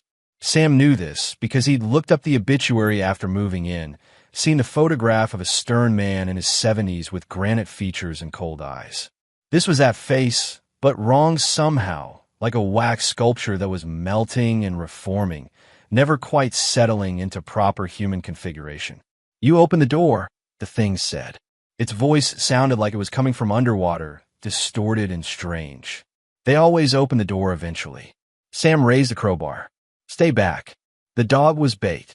We didn't expect it to actually come down, but it served the purpose. The Randolph thing moved closer, and Sam could see now that it wasn't walking. Its feet weren't quite touching the ground. "You're stronger-willed than most. 3 months without investigation. Impressive. What are you?" "I'm the caretaker." Or "I were the shape of the last one." Names are complicated in your language. "You can call me Randolph if it makes this easier." "Where's the real Randolph Giles?" "Gone. Consumed. Converted. He served his purpose." The thing gestured at the machinery. "As will you." Sam's submarine training kicked in. Assess the situation, identify threats, find the exit, prioritize survival. The shaft was behind him. Chester couldn't climb. The thing blocked the only other visible exit. The machinery hummed with unknown purpose. "The shed," Sam said, buying time, his mind racing. "You've been using people, luring them in. The house is sold below market value. Always to someone with curiosity, someone who will eventually investigate. The previous caretaker requires replacement every 15 to 20 years. You were selected. Your profile indicated strong will, technical aptitude, military discipline. Perfect attributes for service." "Service to what?"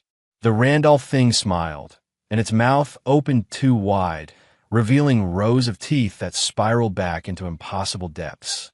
"The mechanism. What you see here is merely an anchor point. The true structure exists in 11 dimensions simultaneously. It requires maintenance, calibration, and occasionally new materials." Chester whimpered. Sam's grip tightened on the crowbar. "I'm taking my dog and leaving. You'll take nothing." The contract was agreed upon. Vernon Haney explained the terms. "You accepted." "I accepted not going in the shed. I didn't accept being converted into some kind of—" Sam gestured at the thing. "Puppet." "The contract stipulates you never enter the shed. You violated the contract. Penalty clauses apply." The thing was still moving closer, seeming to float more than walk. "Your wife will inherit the property. She'll be curious. Or perhaps the next owner will. The cycle continues. It always continues." Sam's back was nearly to the shaft now. He had maybe seconds to make a decision. Fight an interdimensional entity with a crowbar, or run and leave Chester to whatever fate waited. Neither was acceptable. "The police are coming," Sam said. "They'll find this. They'll find a shed. A locked shed. The door closes behind you. The shaft seals. We've managed this situation many times." "Then why are you talking? Why not just grab me?" The Randolph thing paused, its head tilted at an angle that would have snapped a human neck. "Conversion works better with willing subjects. Resistance causes complications. I'm offering you a choice. Serve the mechanism voluntarily. Maintain the anchor point. In return, your dog lives. Your wife lives. The house remains yours. Once per month, you descend and perform simple tasks. The rest of the time, your life continues normally. For how long? Until replacement is required. And then I end up like you, a skin puppet for something that shouldn't exist." You end up serving a purpose greater than your limited comprehension can grasp. The mechanism maintains barriers between realities. Without it, your world would have collapsed into dimensional chaos centuries ago. The caretakers are heroes. They simply never receive recognition. Sam's mind was working furiously. The thing wanted cooperation. That meant it had limitations. Maybe it couldn't just take him by force. Maybe the conversion process required consent, or at least compliance. And if it had limitations, it could be fought. I need to think about it, Sam said. You have until I reach you to decide. The Randolph thing was 10 feet away now, close enough that Sam could smell it. That chemical wrongness, mixed with something like ozone and rotting flowers. Chester barked suddenly, a sharp warning bark despite his injury. The mag light in Sam's hand flickered. For just an instant, the beam cut through the Randolph thing's torso, and Sam saw what was underneath the human disguise, a framework of impossible geometry, angles that bent through spaces that didn't exist, something his brain couldn't properly process. But in that glimpse, he saw something else. A weak point. A connection point where whatever this thing was anchored itself to the Randolph suit it wore. Right at the base of the skull. Sam had been a weapons specialist on the USS Montana. He knew anatomy, physics, and how to apply force for maximum effect. The thing reached for him. Sam swung the crowbar. Chapter 5. The Mechanism. The crowbar connected with the base of the Randolph thing's skull, with a sound like breaking ice mixed with tearing metal. The thing shrieked. Not with its mouth, but with reality itself, a scream that Sam felt in his bones and teeth and the roots of his hair. It staggered backward, the human disguise rippling and distorting, revealing flashes of the impossible geometry beneath. Sam didn't wait to see what happened next. He grabbed Chester, ignoring the dog's yelp of pain, threw him over his shoulder in a fireman's carry, and ran for the shaft. The chamber erupted in chaos. The machinery screamed to life, those organic conduits pulsing with violent light. The walls started closing in, or maybe expanding. Sam's eyes couldn't properly track the movement, his brain refusing to accept the geometry. Behind him, the Randolph thing was reforming, pulling itself back together with sounds like bones breaking in reverse. Sam hit the ladder at a run and started climbing one-handed, Chester's 70 pounds making his shoulder scream in protest. The dog was trying to help, trying to stay still despite the pain, and Sam could have wept with gratitude for the training they'd done together, the trust they'd built. 10 feet up, the shaft was contracting now, the walls pressing in, those metal rungs getting harder to grip as they bent under impossible pressure. 15 feet. Sam's hand slipped on the slick substance coating the rungs. He caught himself, adjusted Chester's weight, kept climbing. His shoulder was on fire. His hands were bleeding. He didn't care. Behind and below, the Randolph thing was at the bottom of the shaft, looking up. You cannot escape the contract, it called. The house is the contract. The property is the contract. As long as you remain, you belong to the mechanism. 20 feet. Sam could see the square of light above, the shed's interior, morning sun streaming through the open door. 5 more feet. 3. He hauled himself and Chester out of the shaft and rolled away from the opening just as it snapped shut like a mouth. Where there had been a hole in the ground, there was now only dirt floor, completely seamless, as if the shaft had never existed. Sam.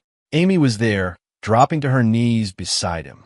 Oh my God, what happened? What was down there? Chester. His leg's broken. We need a vet. Sam was shaking, adrenaline crashing through his system. And we need to leave. Now. We need to leave the property now. The police are almost here. I don't care. We need to. The shed door slammed shut. The lock engaged with a solid click. Sam scrambled to his feet, tried the handle. Locked solid. He threw his shoulder against it once, twice. The door didn't budge. Sam, you're scaring me. We can't stay here. He was looking around the shed now, seeing details he'd missed in his panic. Scratches on the walls. Deep gouges like someone had been trying to claw their way out. And words, carved into the wood near the door in what looked like frantic, desperate letters. IT doesn't end, it never ends, they always come back. What does that mean? Amy whispered. Before Sam could answer, The sound of sirens cut through the morning air. Police, finally. But as Sam looked at those carved words at the locked door, at the shed that now seemed less like a structure and more like a trap, he realized something that made his blood run cold. The Randolph thing had been right. The contract wasn't about the shed. It was about the property, the house, the land. And they'd signed papers, legal documents, binding agreements. They owned this place.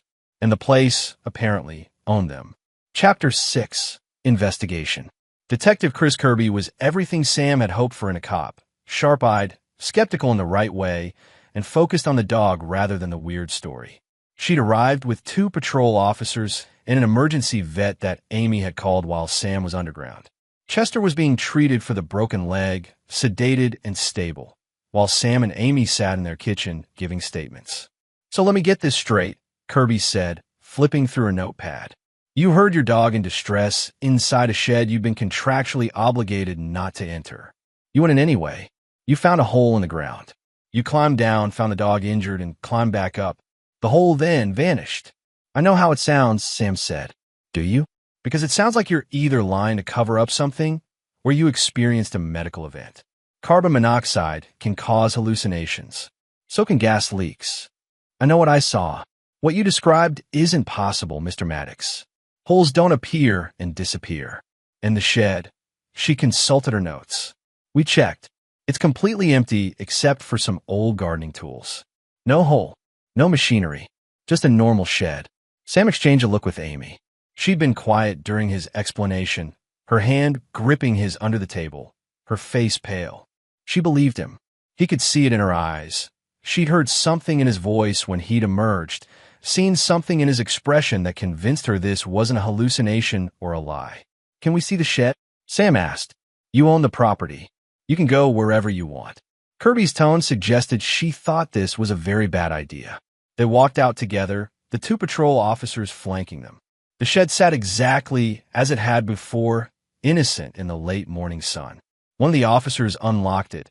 Apparently they'd forced the lock during their initial search, and pushed the door open. The interior was exactly as Kirby had described. Empty. The walls were plain wood, weathered but normal. The floor was packed dirt undisturbed. A few ancient garden tools leaned against one wall. A rusted rake, a shovel with a cracked handle, a coil of rotted rope. "I don't understand," Sam said. He walked to the center of the shed, to where the hole had been. The dirt was solid under his boots. He stomped on it. Nothing. It was right here. "Mr. Maddox, I'm not crazy." Sam rounded on Kirby. "Something happened down there. Something wrong. And if you just what? Dig up your shed floor on the word of a man who admits he violated a legal contract and might have been hallucinating." Kirby's expression softened slightly. "Look, I get it. New house, strange circumstances, pressure of the mortgage. Sometimes our minds play tricks. The important thing is your dog is going to be okay. Take the win." After the police left, Sam and Amy stood in the shed together, searching for any evidence of what Sam had seen. They found nothing. The walls were normal. The floor was solid. There was no organic machinery, no impossible geometry, no sign that anything unusual had ever existed in this space. "I didn't imagine it," Sam said quietly. "I believe you." Amy was examining the wall, where Sam had seen the carved warning. The wood was smooth, unmarked. "Something happened to you down there. Something real. But the evidence is gone, or hidden, or exists in dimensions we can't see, like that thing said." She turned to face him. "So the question is, what do we do now?" Sam thought about this. About the Randolph thing's words. About contracts and obligations and ownership. About the way the shed door had locked behind them, trapping them outside, but also trapping something inside. "We research," he said finally. "Randolph Giles. The property history. Who owned this place before him? Vernon Haney, and why he was so scared. We figure out what we're dealing with, and then we figure out how to fight it. Or we sell. Just list it and get out. Can we? What if the contract prevents that? What if anyone who buys it just becomes the next victim?" Amy closed her eyes. "I really hate that you're right." They started that afternoon. Amy had the next 2 days off, and Sam called in sick to Morrison Industrial. Chester was recovering at the emergency vet, sedated and monitored, giving them time to work. The Belmont County Records Office yielded the property history.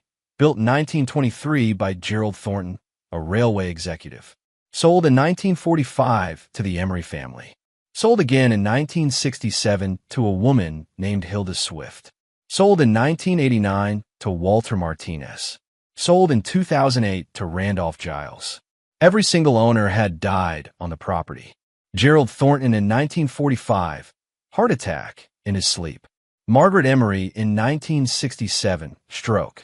Hilda Swift in 1989, aneurysm. Walter Martinez in 2008, also heart attack. Natural causes, Sam said, staring at the death certificates. Every single one. Or what looks like natural causes, Amy countered. She'd been searching newspaper archives and found something interesting. Look at this. It was a newspaper article from 1967, shortly after Hilda Swift bought the property. A neighbor had reported strange lights and sounds coming from the backyard at odd hours. When police investigated, they found nothing unusual. Hilda Swift had explained she was an amateur astronomer and often worked in her observatory at night. Observatory, Sam repeated. The shed. More digging revealed similar stories for each owner. Walter Martinez had told neighbors he was conducting experiments in the shed. Margaret Emery had called it her meditation space. Gerald Thornton had described it as a workshop for special projects. Each owner had spent increasing amounts of time in the shed as the years went by. Each had become more reclusive. Each had eventually died suddenly, leaving the property to relatives who wanted nothing to do with it. Their caretakers, Amy said, just like that thing told you. They maintain whatever's down there, and eventually it kills them. Or converts them. Randolph Giles didn't just die. That thing was wearing him, using him. They found Vernon Haney's address in the phone book, an apartment in downtown Belmont. Sam wanted to confront him immediately, but Amy suggested they gather more information first. They needed leverage, proof, something to make the old realtor talk. That night, Sam lay in bed, unable to sleep, listening to the house settle around him. Every creak sounded like footsteps. Every shadow looked like it might contain something impossible. He thought about the Randolph thing's words. As long as you remain, you belong to the mechanism. Around 2 a.m., Chester's absence became too much to bear. Sam got up, intending to make coffee, and found Amy already in the kitchen, surrounded by papers. Can't sleep either? She asked. Kept thinking about those words carved in the shed wall. The ones that aren't there anymore. It doesn't end, they always come back. Amy had been taking notes. Sam, I think I know what it means. Look at this. She'd made a timeline of the property owners and their deaths. The pattern was clear. Approximately every 18 to 20 years, an owner died and the property changed hands. Like clockwork. It's a cycle, Sam said. They use people up and then start over. But here's what I don't understand. Why the big show with the cheap price and the contract? Why not just grab whoever moves in?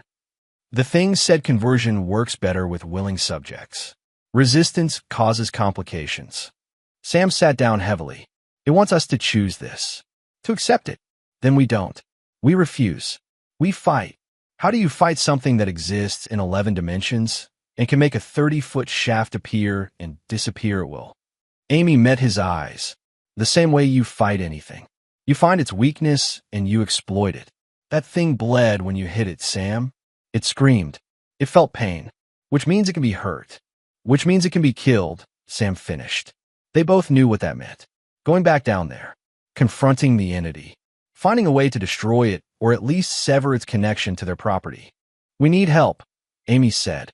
We can't do this alone. Who's going to believe us? The cops think I'm crazy. Not the cops. Someone who knows about this kind of thing. Someone who studies it. Sam thought about this. A paranormal investigator? A physicist?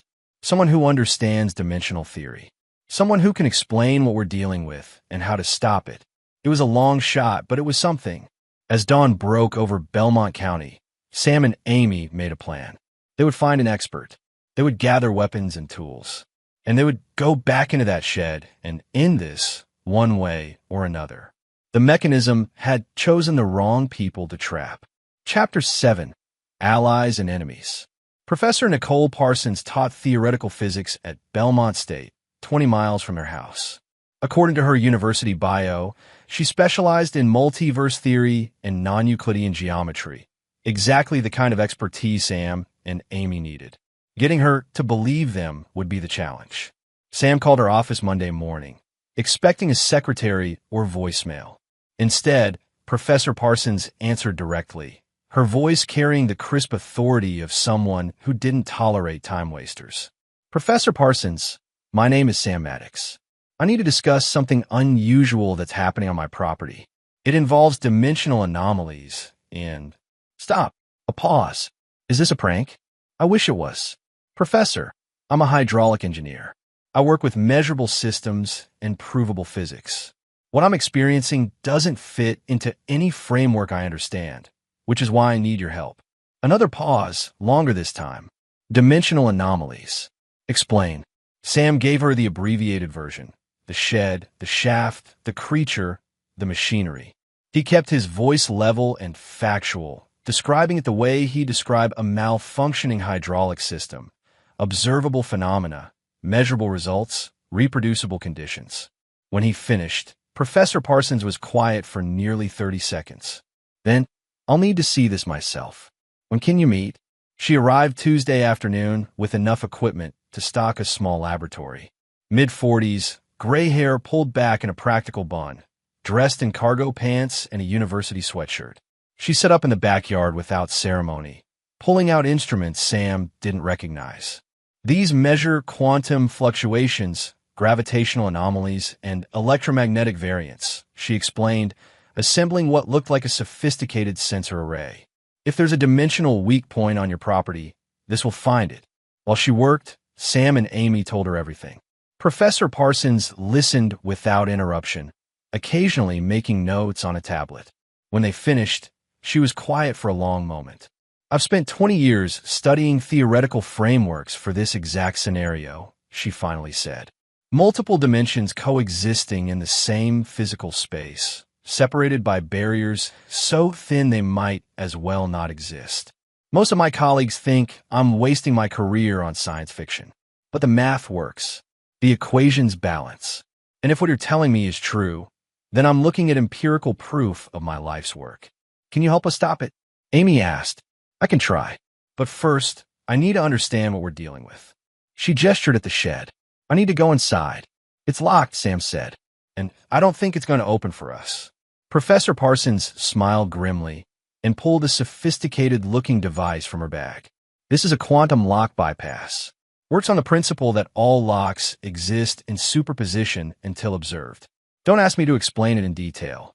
The math takes 6 blackboards. But it should open any mechanical lock, regardless of conventional state. She approached the shed door, attached the device, and activated it. The lock clicked open immediately. Inside, the shed was still empty. Normal. But Professor Parsons' instruments immediately started chirping and beeping, screens filling with cascading data. Fascinating, she breathed. The dimensional barrier here is incredibly thin. I'm reading fluctuations that suggest, yes, there it is. There's a resonance frequency, a specific wavelength that causes the barrier to become permeable. English, please, Sam said. The shaft you described isn't gone. It's just on the other side of a dimensional membrane. Think of it like a one-way mirror. From this side, you see an empty shed. From the other side, something else can see through to our dimension. And with the right frequency, you can make the mirror transparent in both directions. How do we generate that frequency? She pulled out what looked like a modified tuning fork. Already got it. I designed this based on theoretical models of dimensional resonance. Never actually tested it, because I never had a real weak point to test it on. This is either going to work perfectly or explode in our faces. Comforting, Amy muttered. Professor Parsons activated the device. It emitted a sound too low to hear, but felt. Sam's teeth vibrated, his bones hummed, and the air itself seemed to shiver. The floor of the shed rippled like water, and then the shaft opened, exactly as Sam remembered, descending into darkness, metal rungs gleaming in the afternoon light. Well, Professor Parsons said quietly, I guess it works. They spent the next hour making preparations. Professor Parsons wanted samples, measurements, readings. Sam wanted weapons. They compromised. The professor would descend first with her instruments. Sam would follow with protective gear and the crowbar, and Amy would stay topside with instructions to seal the shaft and call the authorities if they weren't back in 30 minutes. "I don't like this," Amy said as they geared up. "We don't know what's down there." "We know exactly what's down there," Sam countered. "A machine from another dimension and a thing pretending to be Randolph Giles. And we know it wants us to serve it. So we're going to give it the opposite." Professor Parsons had one more surprise, a modified headlamp that she claimed could detect dimensional shifts. If that thing starts warping reality, you'll see it before it happens. Gives you maybe 2 seconds of warning, but 2 seconds might save your life. They descended together, Professor Parsons first, her instruments casting strange lights in the shaft.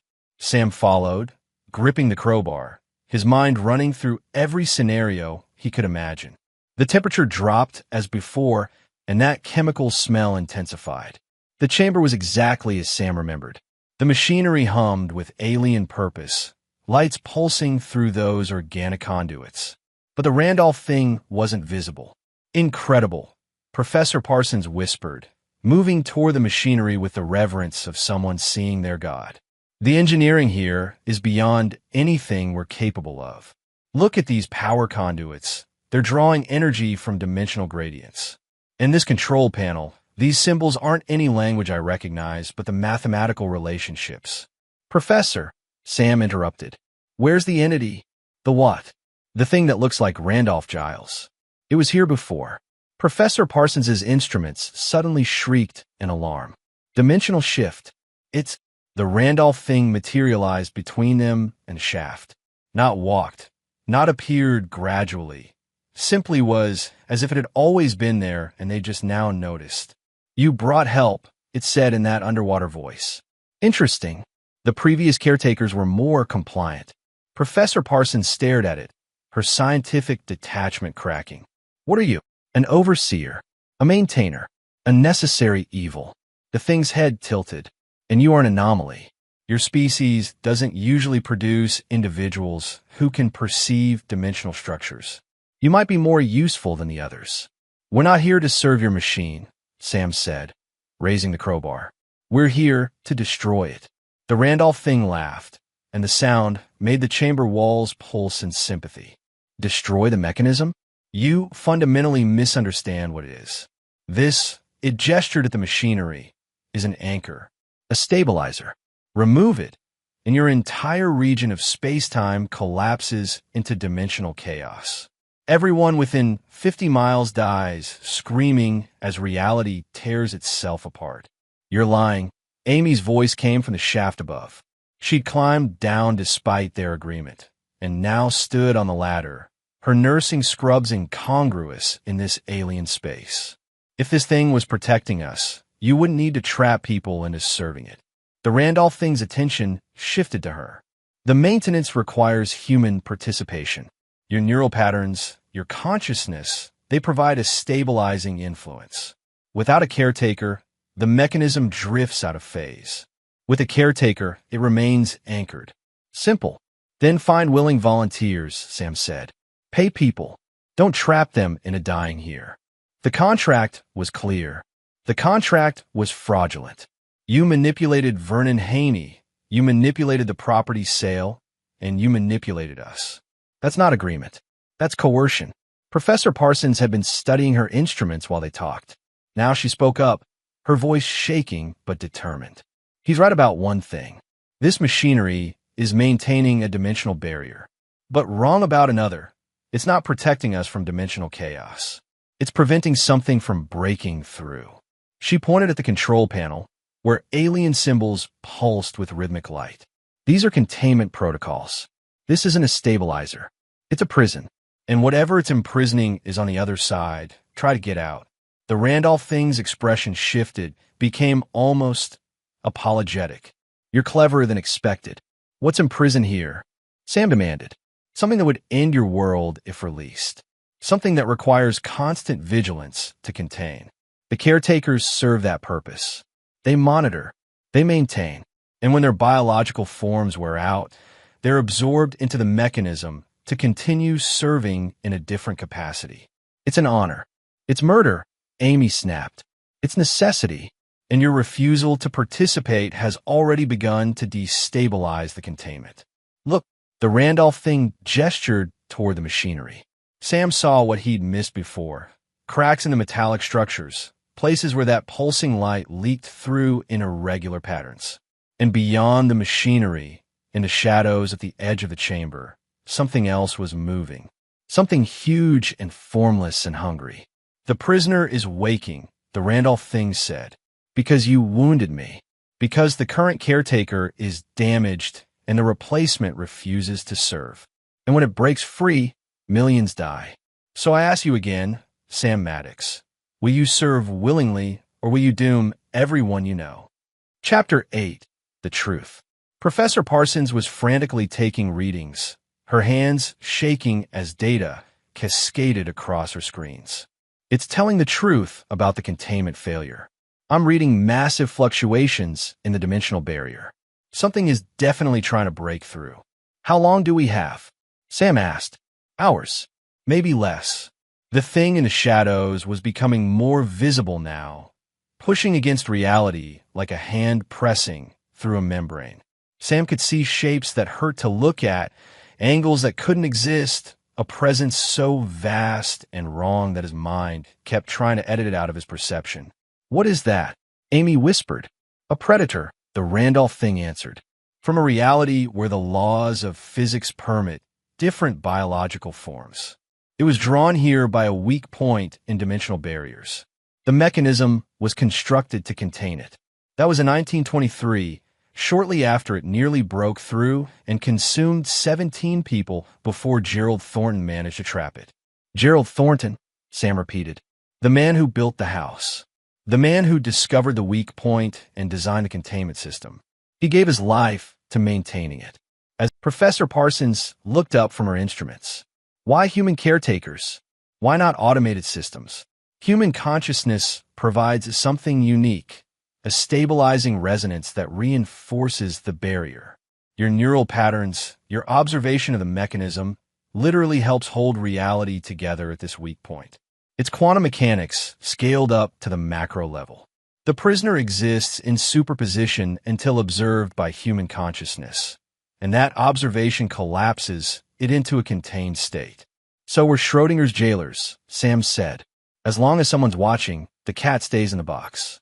Crude but accurate. The predator was pressing harder now. The shadows were peeling back, revealing something underneath that Sam's eyes couldn't properly track. Too many limbs, or maybe no limbs at all. Mouths, definitely mouths, hundreds of them, spiraling in fractal patterns. And sounds, deep and resonant, like the universe, screaming. We need to repair the mechanism, Professor Parsons said. She was already moving toward the damaged sections, pulling tools from her bag. If I can stabilize the power conduits, reinforce the containment protocols. You can't, the Randolph thing interrupted. The damage isn't just physical.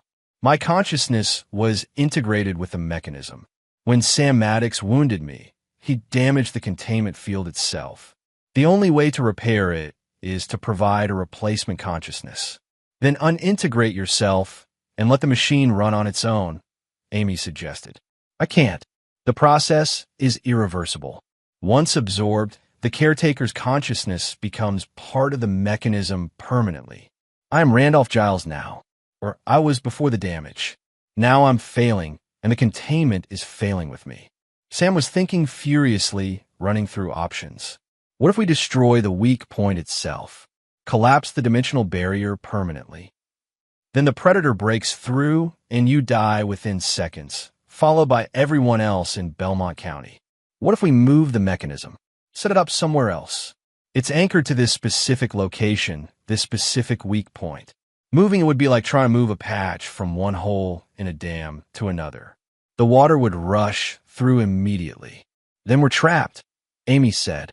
Either someone becomes the next caretaker or everyone dies. Essentially, yes. The chamber shook.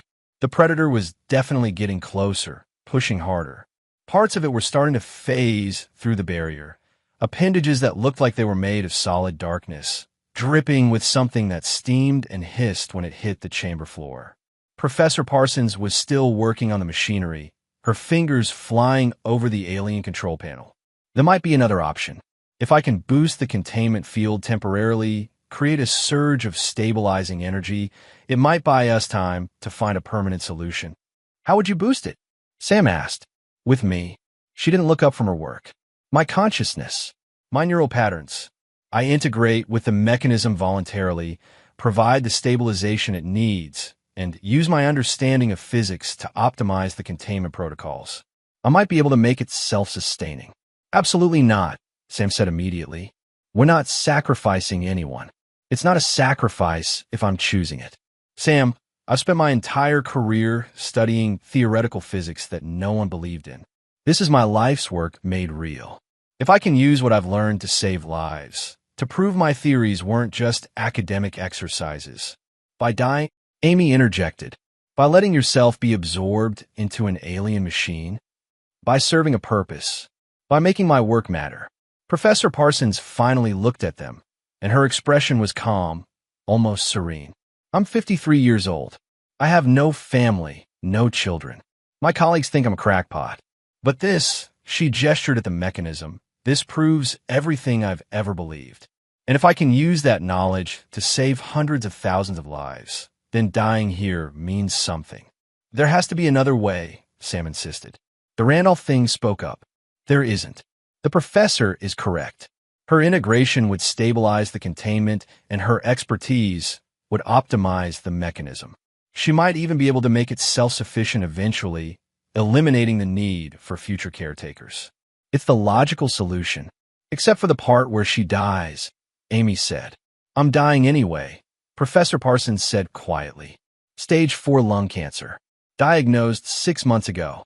I have maybe a year left, and most of that will be hospital beds and pain management. This way, I go out doing something meaningful. Something that matters. The chamber shook again, more violently. Cracks were appearing in the walls, in reality itself. The predator was seconds from breaking through. Sam looked at Amy. She had tears streaming down her face, but she nodded slowly. It's her choice. Damn it. Sam turned to Professor Parsons. Are you absolutely sure? I've never been more sure of anything. She was already moving toward the central platform, toward the integration point the Randolph thing was indicating. But I need you to promise me something. Document this. Everything that happened here. Make sure my work is published. Make sure the scientific community knows I was right. I promise, Sam said. Professor Parsons climbed onto the platform. The Randolph thing began activating controls, and the machinery responded with a rising hum. Light pulsed through the conduits, converging on the platform, on the professor. One more thing, she called out over the noise. If this works, if I manage to make the mechanism self-sufficient, then the house is safe. You can stay. Build your life here. Just remember what it cost. Then the light enveloped her completely, and her scream of pain transformed into something else. A harmonic resonance that shook the chamber and seemed to stabilize reality itself. The cracks stopped spreading. The predator's advance halted, and slowly, impossibly, it began to retreat back into the shadows, back beyond the dimensional barrier. The integration took 17 minutes. Sam timed it, watching helplessly as Professor Nicole Parsons was absorbed into the alien machinery, her consciousness spreading through the mechanism like roots through soil. The Randolph thing monitored the process with what might have been sadness or might have been satisfaction. It was impossible to tell with that inhuman face. When it was over, the professor's body was gone, but her voice remained, emanating from the machinery itself. Sam? Amy? Can you hear me? We hear you, Sam said, his voice breaking. It worked. The containment is stable. And I can see it all now. 11 dimensions. The mathematics are beautiful. Everything I theorized was true. Everything and more. A pause. I'm going to optimize the protocols now. Make this thing self-sufficient. It'll take time, but I think I can do it. And when I'm done, no one else will have to serve. The mechanism will maintain itself forever. Thank you, Amy whispered. Thank me by living well. By using that house. By being happy. The professor's voice was already fading, becoming part of the ambient hum. And by publishing my research, don't let them call me a crackpot anymore. Then her voice was gone, integrated completely. The Randolph thing looked at Sam and Amy. You should leave now. The professor's work will take years to complete. But the house is safe. The contract is fulfilled. You're free. They climbed out of the shaft without speaking. Behind them, the machinery hummed with new purpose, stabilized by Professor Parsons' sacrifice. When they emerged into the shed, the shaft sealed itself immediately. And this time Sam knew it wouldn't open again. Not for him. Not for anyone. Vernon Haney was waiting in their driveway. Chapter 9. Aftermath. The old realtor looked like he'd aged a decade since Sam last saw him. His hands shook as he approached, and his eyes were hollow with something between guilt and relief. You made it out, he said simply. No thanks to you, Sam replied, the anger he'd been suppressing finally finding a target. You knew what was down there. You knew what this property was. I suspected. I was never certain. Vernon pulled out a cigarette with trembling fingers, lit it, took a long drag. Randolph Giles told me before he died. The real Randolph, what was left of him. He said the house needed someone strong, someone who could either serve or find another way. He said the previous owners were weak, compliant. He wanted someone who would fight. He wanted us to end this, Amy said. Maybe. Or maybe he just wanted someone to share the burden. Vernon exhaled smoke into the evening air. I've been selling this house for 40 years.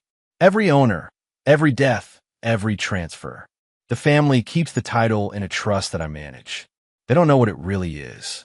They just know it keeps getting sold and bringing in money. And I keep taking my commission and trying to forget what I'm doing. Someone just died down there, Sam said.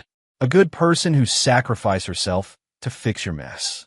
I know, and I'll live with that. Vernon dropped the cigarette and ground it under his heel. But she chose it, didn't she? She knew what she was doing, and she did it anyway. That counts for something. It counts for everything, Amy said quietly.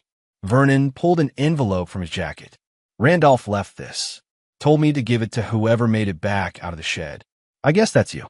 Sam opened the envelope. Inside was a letter, handwritten in shaky script. If you're reading this, you survived. Congratulations. You're stronger than I was, smarter than the others. The burden is lifted. The house is yours. Use it well. And forgive an old man who didn't have the courage to end this himself. RG. There's also a check, made out to Sam and Amy Maddox for $200,000.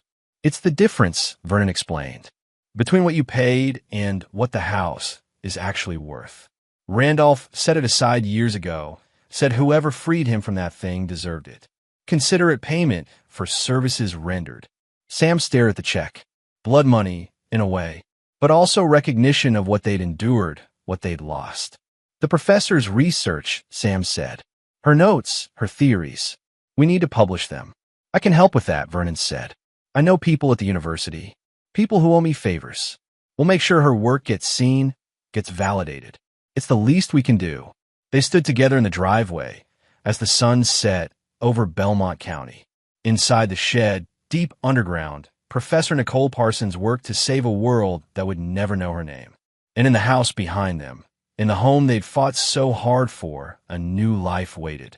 We should check on Chester, Amy said eventually. They drove to the emergency vet together, leaving Vernon in the driveway to finish his cigarette and contemplate his decades of complicity. Chester was awake and alert, his broken legs splinted and stabilized. He barked happily when he saw them, tail wagging with undiminished enthusiasm despite everything he'd been through. He's a fighter, the vet tech said. Should make a full recovery. Sam scratched Chester's ears, buried his face in the dog's fur, and let himself feel the weight of the day. The fear, the loss, the impossible choices. Amy's hand found his shoulder, grounding him. We're going home, she said. All of us. Together. 6 months later, the house had transformed. Sam had converted the garage into the workshop he'd always wanted, and 3 restored motorcycles gleamed under professional lighting. Amy had started a garden in the backyard, carefully avoiding the area where the shed stood. Chester had made a complete recovery and claimed the entire property as his domain. They never went in the shed again. Once a month, they'd hear the familiar hum from underground, the mechanism running its maintenance cycles, powered now by Professor Parsons's consciousness and optimized by her genius. It was a reminder of what they'd survived, what they'd sacrificed, and what they'd saved. Professor Parsons's research had been published posthumously in 3 major physics journals. The academic community was still debating her theories, but her name was no longer associated with crackpot science.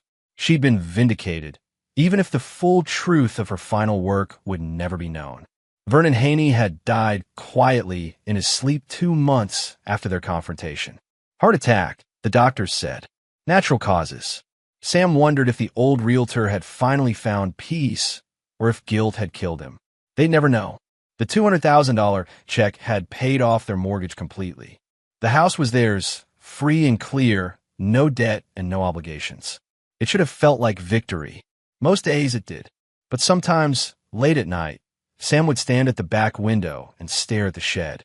And he'd wonder about the predator in the darkness, the thing that wanted to break through and consume their world. He'd wonder if Professor Parsons was lonely down there, maintaining her endless vigil. He'd wonder if Randolph Giles had felt this same weight, this same mixture of gratitude and guilt. "Come to bed," Amy would say, pulling him away from the window. "It's over. We won." And he'd follow her because she was right. They had won. They'd fought an impossible battle against an interdimensional entity and a reality-warping machine, and they'd emerged with their lives, their home, and their future intact. The price had been high, but some prices were worth paying. Chester barked from the bedroom, impatient for his people to join him. Sam smiled, took Amy's hand, and walked away from the window. Behind them, the shed sat silent in the darkness, keeping its secrets